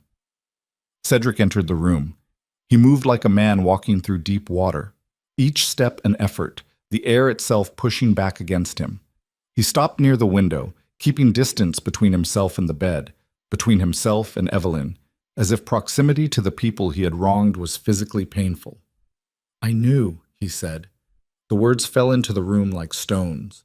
Evelyn did not speak. "Not everything," Cedric said. "Not the assassination, not the rebellion, but the letters. I knew, I suspected, they were not right. The handwriting was close, but not exact. The seal was too perfect. And you, Evelyn, I have known you for 5 years. I know who you are. I know what you would do and what you would never do. And when they put those letters in front of me and told me my wife was a traitor, something in me knew it was wrong." He turned to the window. The light hit his face and she could see the tears on his cheeks, running freely, and he made no effort to hide them. "But Seraphine was there," he said, "and she was certain, and she made it so easy to be certain with her. She had answers for every doubt. She had explanations for every inconsistency. And he pressed his fist against the window frame. I was tired, Evelyn. Tired of the rebellions and the court politics and the constant grinding pressure of being responsible for everything and everyone. She made me feel like I did not have to carry it alone. And when she told me you were the source of the chaos, some part of me, the worst part, the weakest part, wanted it to be true. Because if you were the problem, then removing you was the solution, and I could stop thinking about it. Evelyn listened to him. She listened the way you listen to a confession, not with sympathy, not with judgment, but with the detached clarity of a witness recording testimony for a court that has not yet convened. You chose comfort over truth, she said. You chose the easy answer over the right question. Yes, he said. And it nearly killed you. Yes. And it did kill Lord Ashworth. Cedric flinched as if she had struck him. His mouth opened, closed. He turned from the window and looked at her, and in his eyes she saw the full weight of what he was carrying. Not just guilt, but the specific, devastating knowledge that his weakness had not been a private failing. It had been a public catastrophe. His inability to face an uncomfortable truth had set in motion a chain of events that had killed a good man, destroyed his own marriage, nearly destroyed his kingdom, and would have ended with his own murder if a woman he had condemned had not risked her life to save his. That was the cost. Not abstract, not theoretical, measured in bodies and blood and the trust of every person who had depended on him to be better than he was. I cannot fix it, he said. His voice was barely audible. I know that. I cannot undo what happened to you. I cannot bring Ashworth back. I cannot erase the trial or the exile or the night you spent in that cell. All I can do is... He stopped. He looked at his hands, those large, trembling hands that had held the scepter of the kingdom, and her face, and the pen that signed her condemnation. All I can do is tell you that I see it now, all of it, and I will spend the rest of my life knowing that I failed the one person who deserved better. Evelyn sat very still. She felt the words settle into her, and she waited for the anger to come. The burning, righteous fury that had carried her through the forest, and the cabin, and the drainage tunnel, and the ventilation shaft. She waited for it to surge up and consume her, to give her the cold, clean energy of vengeance. It did not come. What came instead was something she did not expect. A tiredness so deep it felt geological. The exhaustion not just of a week of running and fighting and surviving, but of years. Years of performing, of smiling, of being the queen the kingdom needed, while burying the woman she actually was beneath layers of duty and protocol, and the constant suffocating pressure to be perfect. She was done being perfect. She was done being the queen who smiled through pain and endured betrayal with grace, and forgave because forgiveness was what good queens were supposed to do. She was done performing for an audience that had watched her be destroyed and done nothing. I do not forgive you, she said. Cedric closed his eyes. I'm not saying that to hurt you, she said. I am saying it because it is true. What you did, what you chose, cannot be fixed with an apology. It cannot be healed with regret. You looked at me in that hall. You saw me in chains. You heard me begging you to believe me. And you chose her. That is something you will carry. Not because I am punishing you, but because actions have weight. And the weight of what you did is not mine to lift. It is yours. He nodded. He did not argue. He did not plead. He stood by the window with tears on his face and accepted it the way a man accepts a sentence that he knows he deserves. And for the first time since the Hall of Judgment, Evelyn looked at him and felt something that was not anger or grief or contempt. It was pity, small and sharp and unwanted, like a thorn in the palm of her hand. The pity you feel for a person who has destroyed themselves and has just now, in this moment, fully understood the dimensions of the ruin. Leave, she said. Not unkindly, but firmly. The firmness of a woman who has drawn a boundary and will not allow it to be negotiated. I need to be here with him. I need to not be with you. Go deal with your kingdom. It needs a king right now, and whatever else you have failed at, that is the one thing you can still try to do right. Cedric looked at Rowan, lying on the bed.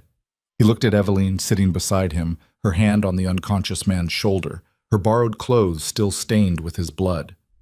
Something moved in Cedric's face. Not jealousy, not resentment. Recognition.